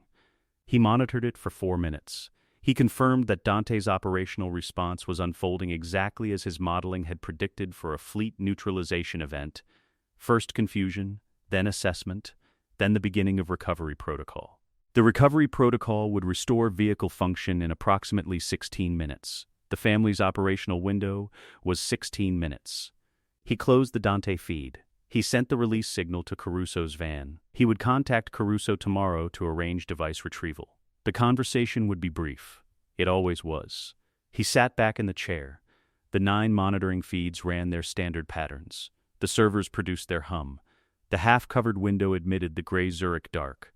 The specific quality of very early morning in this city, the dark that preceded the lighter dark that preceded the grudging light that passed for morning. He opened the operational log. He wrote in it for longer than he usually wrote. Rome, EMP deployment. Primary device. 12 vehicles neutralized. Crew clear. Duration from activation to crew clear, 47 seconds. Backup device, not required. Note, Dante's operational response matched prediction precisely. A chaos pattern attacker encountering a defense he has not modeled produces the specific confusion pattern associated with an adversary whose prior victories have all been against unprepared targets. The fortress held. He did not know the fortress existed. He stopped. He looked at what he had written. He looked at the whiteboard on the west wall, the 7 entries, the notation columns, the accumulated record of 14 years of watching the family survive things they did not know were trying to reach them. The notation columns were full. He had added a second whiteboard in 2015 to handle the overflow. The second was approaching capacity. He looked at Dom's entry at the top of the left column. He looked at the notation he had added in 2017, the symbol between a star and an asterisk, the mark for a cost that did not go in the resolved column. He picked up the marker. He found a space in Dom's notation column below everything else, below the pager message in 2001, and the Bilkins surveillance, and the Rio Vault, and London, and the Apex Zero Day, and the symbol that had no category except the truth it named. He wrote, Rome. Complete then, below that, a single additional line that was not an operational note. He did not have a notation category for what he was writing. He wrote it anyway. 14 years, 8 interventions, 4,231 monitoring days, all green. He capped the marker. He set it on the whiteboard tray. He looked at the date on his monitor. He looked at the operational log. He looked at the Jetta parked downstairs. In the space it had occupied in Weatacon district for 14 years, carrying its rebuilt engine and satellite uplink, and the mobile operations center built into the dashboard below a stock-looking surface that showed nothing to anyone who did not already know. He thought about a table he had watched through security feeds and traffic cameras for 14 years. He thought about the people around it, Roman's gestures, Mia's cooking, Dom at the grill, the children who had been born into the family while he monitored from a flat in a city that knew him only as Luca Ferrara. He thought about a BBQ he had not been to since 2001. He thought about a pager message. 45 digits. Prime factorization. A coordinate in Switzerland. He thought about the response he had sent, which Dom had decoded in 18 seconds at the edge of a cemetery in Norwalk, while the Los Angeles cold held the windows of the Charger, and which had said, in the only language Jesse had available to him at that moment, the language of mathematics and precision and work, I am here. I am already working. I am not gone. He opened the emergency channel. He had used it 11 times in 14 years. He typed, Rome is done. The work is finished. I'm ready for Chapter 10.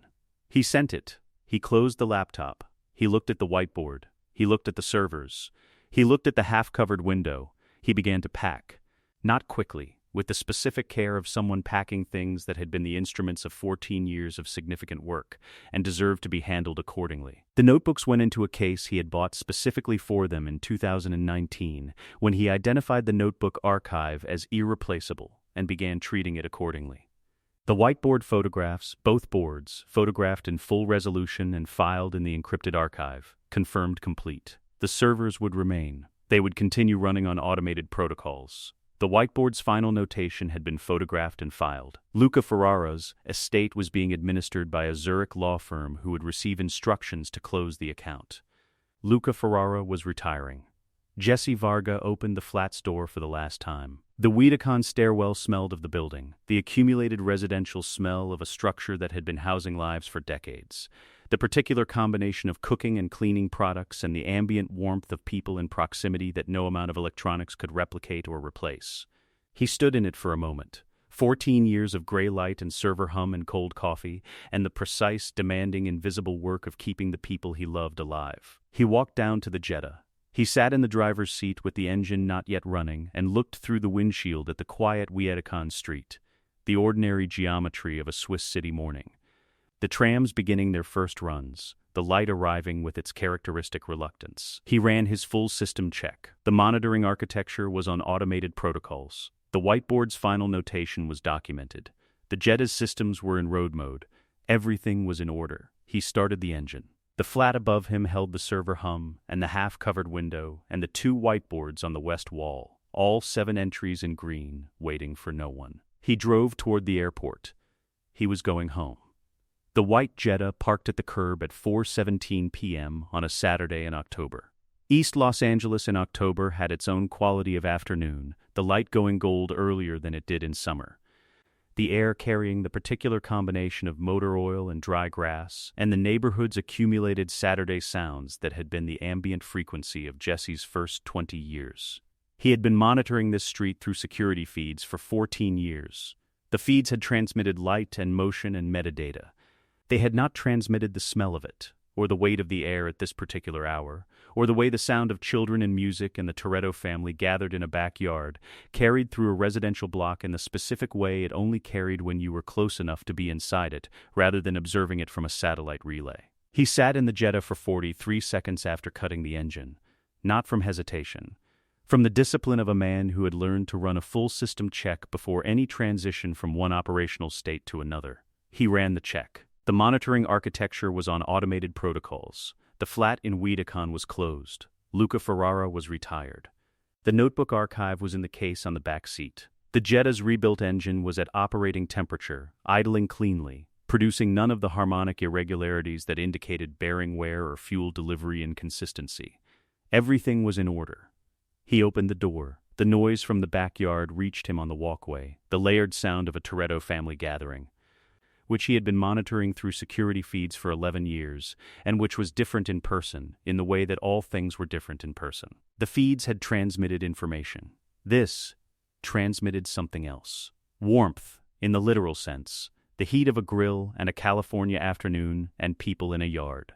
And warmth in the other sense, the one that did not have a precise technical definition, but that he had been moving toward for 14 years without fully naming it. He came around the side of the house. The yard went quiet in sections. Roman first, mid-sentence, stopped with the specific abruptness of a man whose processing had been interrupted at the source.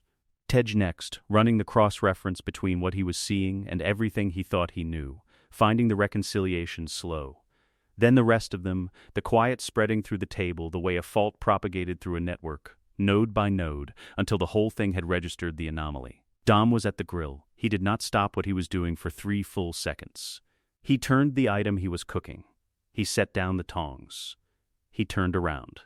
He looked at Jesse across the length of the yard with the expression of a man who had been carrying a specific weight for so long that the weight had become part of how he stood, and was now watching the reason for the weight arrive in a backyard in Los Angeles on a Saturday afternoon in October. Neither of them moved.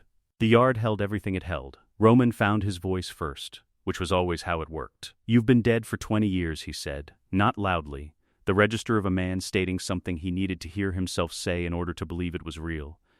"I've been busy," Jesse said. Tej looked at him with the focused attention of someone who had stopped running the disbelief and had moved directly to the next question. Busy doing what, exactly? Jesse looked at the table, at the assembled faces of the people he had been watching through feeds and monitoring through behavioral models and protecting through encrypted channels and operational logs and hand-drawn maps for 14 years. "Keeping the lights on," he said. He explained it through examples. Not abstractions, not summaries, specific events the family already carried in their history, now relit from the angle they had not known existed. The Miami GPS system. He described it in operational terms. Verone's fleet tracking, the flood attack deployed from Zurich at 2 a.m., the 47-minute window that had kept Brian and Roman in the right position at the right time. Brian looked at him for a long time after this one. Then he looked at the table. Then he looked back at Jesse. He said nothing. The saying nothing was the acknowledgement. The hand-drawn map in the envelope with a dead man's return address. He described the folder he had built for Letty, Phoenix Rise's real identity, the operational pattern. The GP's coordinate of the cartel rally point drawn in pencil from satellite memory because he wanted it to feel human. Because he had been alone in a flat in Zurich for years, and he wanted whoever received it to understand that there was a person behind it. Letty looked at him across the table. She had the expression of someone assembling a picture that had been incomplete for a long time and was now resolving into a shape she recognized. "The folder saved your life," Jesse said. "Brian executed. I gave him the window." She said, "I always thought that operation had something lucky in it." "It wasn't luck," Jesse said. "The vault blueprint and the anchor point anomaly, the 3 anchor points instead of 4, the asymmetric stress distribution, the swing arc that would have failed without the approach angle correction he had sent through Mia's spoofed message." He described it precisely, what the permit said, what the as-built documentation showed, what the calculation produced. Dom looked at him. He looked at Mia. Mia was already looking at Jesse with the expression of someone who had filed something under glitch for 13 years and was retrieving it now. "The text from Rio," she said. "Yes," Jesse said. "I checked my sent messages 3 days later. I knew I hadn't sent it. I know. Your communication audit is systematic. I didn't account for it in the first model. I spent 4 months updating the pattern afterward to a standard I was satisfied with." She looked at him for a long moment. "You were apologizing," she said, "by improving it." Jesse considered this. "I was correcting a technical error," he said.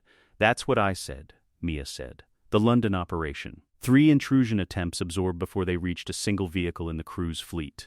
Shaw's technical arm believing they had 4 vehicles under control while all 4 continued responding to their drivers." He described the shim layer, the firmware updates deployed through Dom's navigation system, formatted as routine patches, building the defensive architecture across 18 months of apparent normalcy. "You sent those updates," Dom said. "Since 2009, Jesse confirmed. The update pathway was established over 3 years before I needed it. The shim layer itself went in December 2012, 2 months before London." Dom looked at the grill. He looked at Jesse. "I installed every one of those updates myself." "I know," Jesse said.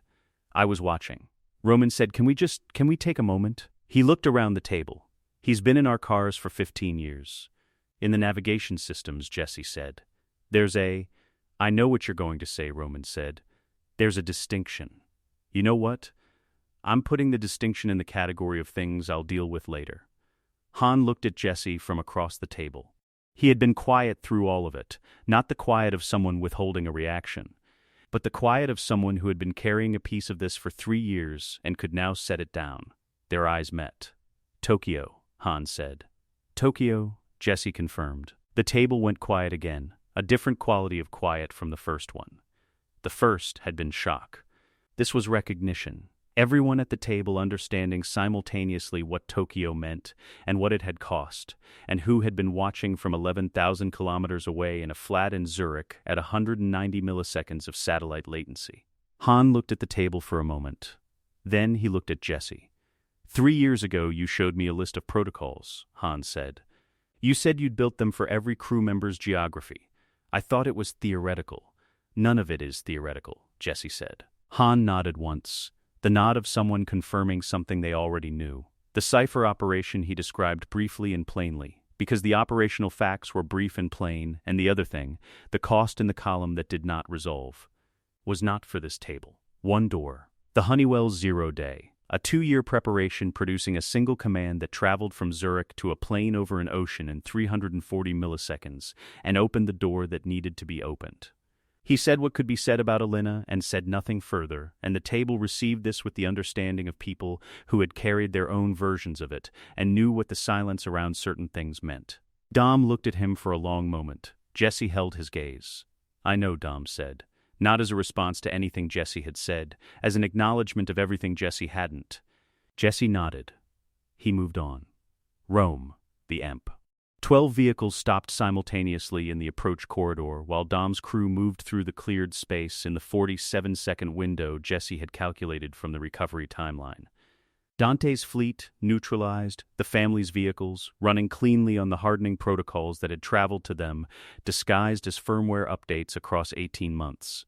I was watching from Zurich at 22:51,037 local time, Jesse said. I noted the time. I noted that the crew cleared with 9.3 seconds of margin remaining against the vehicle recovery estimate. Roman said, he noted the time. I always note the time, Jesse said. Of course you do, Tage said. He was looking at Jesse with the expression of someone who had processed all of it and arrived at something that was not quite admiration and was more specific than that. The recognition of a methodology, the understanding of a discipline, the acknowledgement of 14 years of invisible work from someone who understood what invisible work at that level required. The merged architecture, Tej said. Yours and Ramsey's. Yes, she never mentioned a second system. She didn't know the full scope of mine until London, Jesse said. 3 days after the room went quiet when I walked in. Tej looked at the table. He looked at Jesse. You two built complementary halves of the same thing without knowing the other half existed. Yes, Jesse said. That's what we found. Tay sat with this for a moment.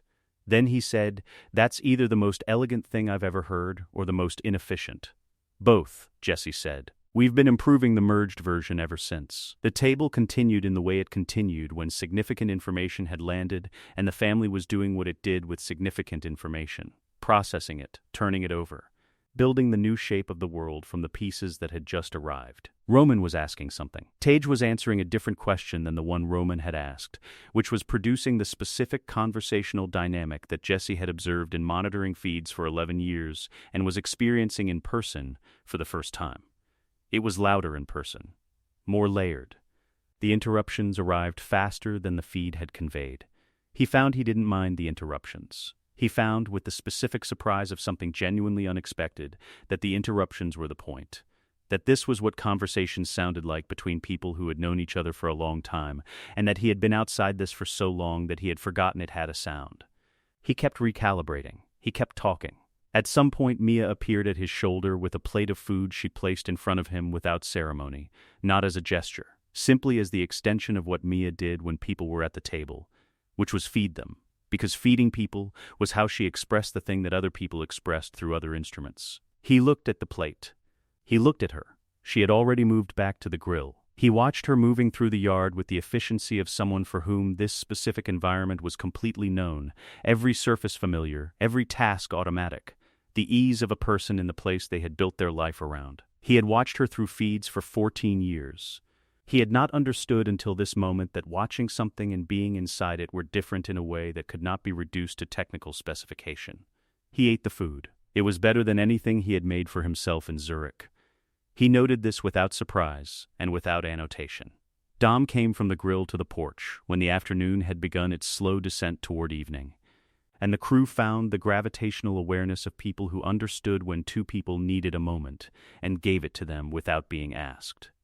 Jesse came to stand beside him. The porch faced the driveway and the street beyond it, the Jetta at the curb, the Charger in the driveway, the neighborhood running its Saturday evening frequency in the middle distance.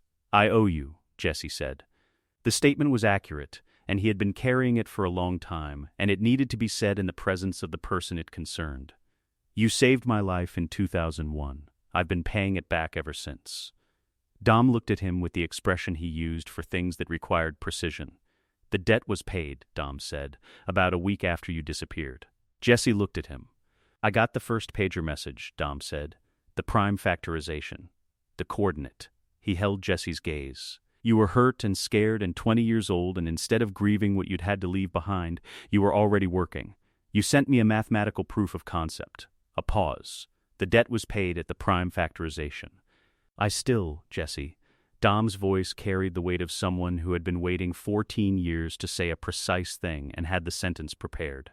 "I didn't save you because you owed me. I saved you because you were family. Family doesn't owe each other." He held Jesse's gaze. "Family just is," he said. Jesse stood with this.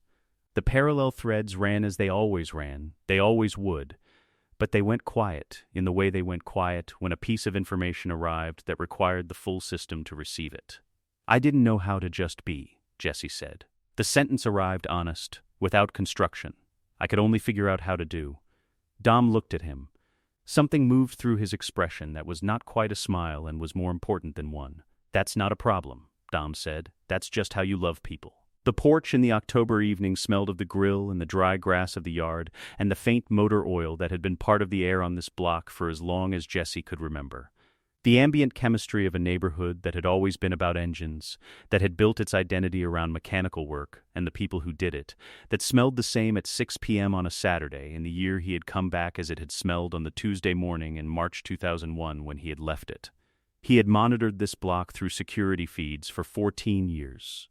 The feeds had not transmitted this. Later, Dom said from beside him, in the specific tone he used when a conversation was complete and the next thing was ready to begin. Jesse looked at him.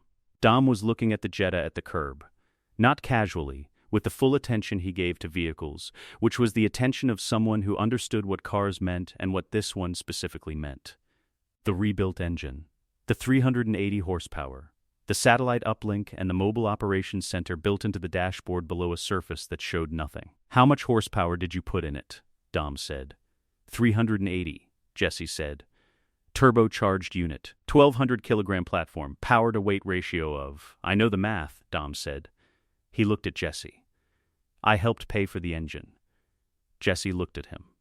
"The transfers were hidden," he said. "They were," Dom said. "I found them anyway. 2004, I've been watching the Jetta Fund for 16 years. Jesse processed this. "You never said anything," he said. "You never said anything," Dom said. He looked at the car. Seemed like we were doing fine. The race was half a mile. Not for any of the things that races in this family had historically been for. Not a settlement, not a championship, not the resolution of a debt or the establishment of a standing. For the specific pleasure of it. For two people who had spent 14 years in the same operational universe from opposite ends of it, arriving at the same stretch of East Los Angeles asphalt on an October evening, with two cars that deserved to be driven, and the particular understanding that some things were better demonstrated than described. Jesse looked at the Jetta at the curb and the Charger in the driveway. He looked at Dom. Dom was already moving toward the Charger. The crew arranged themselves along the street in the casual organization of people who understood something significant was about to happen and wanted to be present for it without performing their presence. Mia on the porch. Tej and Ramsey at the line, both carrying timing systems. They had not discussed this. Both had simply done it, which was the specific dynamic of two technical operators who had been building complementary systems for the same purpose across parallel careers. Roman drew the start line in chalk. He had been carrying chalk since Bermondsey. Nobody asked. Some things about Roman were exactly the right size for what they were, and required no annotation. Jesse settled into the Jetta's driver's seat. He ran his hands along the wheel, not familiarizing himself.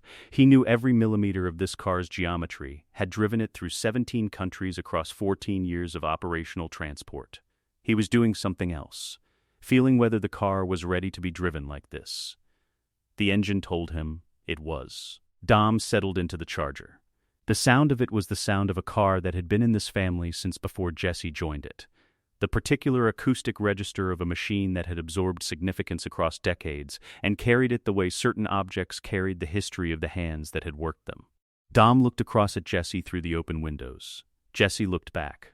The count ran. They drove. What happened in the following 11 seconds was the specific quality of two drivers operating at their complete best, not managed effort, not the careful conservation of capability for a future requirement, but the full expression of everything each of them had built their driving toward across the length of their respective lives. The Jetta's turbocharged engine and the Charger's supercharged V8 produced entirely different sounds at full throttle. European precision and American displacement. Two philosophies of mechanical power expressing themselves simultaneously on the same asphalt. The combination of those sounds in the East Los Angeles evening air, carrying something that the people watching would keep in their memory. At the frequency of things that happened once and did not repeat. Jesse drove the way he had learned to drive in the years when driving was transport and operational cover, and the specific discipline of someone for whom the car was not a statement but a function. He drove with the complete attention of a man who had spent 14 years inside vehicles that needed to be trusted. Building a relationship with the Jetta's 380 horsepower across 17 countries and a decade and a half of roads that had not always been clean or predictable or safe. He had never driven it like this. The half-mile ended. The Jetta crossed the line by 4 feet. Jesse sat in the driver's seat with the engine running and the finish line 4 feet behind him, and his hands on the wheel and the October air coming through the open window carrying the smell he had driven 11,000 kilometers to be close enough to receive. He had beaten Dom Toretto by 4 feet in a race that Dom had known was coming for 16 years. Because Dom had been watching the Jetta Fund since 2004 and had known what the engine was and what it was being built toward and had said nothing. Had simply waited. Had made room for the result the way Dom made room for things he understood were real even before they arrived. He cut the engine. He got out. Dom was already out of the Charger and standing at the chalk line, looking at the 4-foot gap between them with the assessment of a man examining a result he had been expecting and finding it exactly what he had expected. 4 feet, Dom said. Accounting for the fuel weight differential at race end, Jesse, and the tire compound variation between the two platforms, the effective margin is closer to... Jesse stopped. Dom looked at the Jetta. He looked at Jesse. He looked at the house behind them and the family at the edges of the street, and the yard visible through the gate where the table still held the afternoon's food and the evening's gathering. "Welcome home," Dom said. Jesse looked at the house. He looked at the table through the yard gate. Roman already gesturing, Tej leaning in on something. Mia laughing at a specific register that meant Roman had said the true thing sideways, which was how Roman usually said true things. Han at the far end of the table with the stillness of someone present completely and without performance. The children who had been born into this family while Jesse monitored from a flat in a city that had known him only as Luca Ferrara. He looked at Dom. "Yeah," he said. Okay, at the table, Roman explained something at length, and Jesse listened with the focused attention he brought to inputs that required real-time recalibration. Roman was wrong about approximately 60% of what he was saying. Jesse began to respond. Roman interrupted him before he reached the second clause of his first sentence. Jesse recalibrated. Roman interrupted the recalibration with a redirect that was technically orthogonal to the original point but contained, embedded in it, a question Jesse found genuinely interesting. He answered the interesting question. Roman interrupted the answer. Jesse recalibrated again. He found himself 3 recalibrations in with the original point still not reached, and a new point emerging from the interruptions that was, upon examination, more interesting than the original. He had been alone for 14 years. He had communicated in encrypted messages and operational logs and the compressed language of dead-drop channels, where precision was the only available mode because the medium stripped everything else away. He was now in a conversation that had no medium except 2 people and air and the noise of a family around them, and the conversation was going in 6 directions at once, and Roman was interrupting every third sentence, and the noise was everywhere, and the interruptions were landing faster than he could track. Jesse found he didn't mind the interruptions. He found, with the specific surprise of something genuinely unexpected, that the interruptions were the point. That this was what conversations sounded like between people who had known each other long enough that they didn't need to complete sentences to communicate through them. And that he had been outside this for so long that he had forgotten it had a sound. He kept recalibrating. He kept talking. Later, when the evening had settled into the particular register of a Toretto gathering finding its natural pace, the food moving around the table, the conversations overlapping in the specific layered way of people who were comfortable enough in the same space to not require everyone's attention for each thing said, Jesse looked at the notebook case on the Jetta's back seat. Visible through the rear window. The notebook archive. The operational logs. The 14 years of work done in a flat in Zurich, in the gray, diffuse light of a city that had known him only as Luca Ferrara. He would need to move it inside at some point. The notebooks would go somewhere in the house, the garage, probably, which was the appropriate location for records of the kind of work that the garage had always been the center of. Not archived. Available, the work was not finished. It was simply entering a different phase, one that did not require a flat in Switzerland and a life with no name. He looked at the whiteboard photograph on his phone, the final image of the Weedicon board, taken before he left. 7 entries.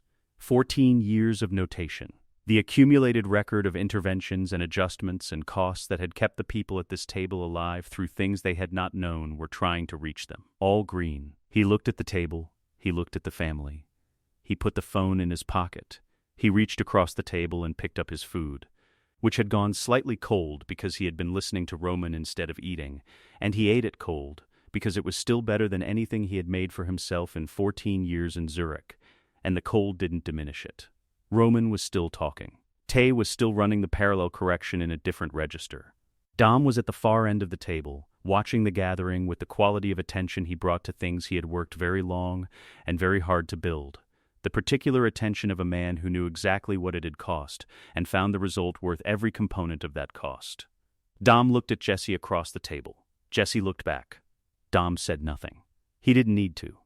The whiteboard in the Jetta's back seat, visible through the rear window in the gathering dark of an October evening in East Los Angeles, held 7 names in the small, precise handwriting of a man who had been doing significant work in a foreign city for 14 years. 7 names. Running notation columns. The accumulated record of everything that had been done in the dark to keep the lights on for the people at the table. All green. The garage was no longer dark. The case was closed. The end.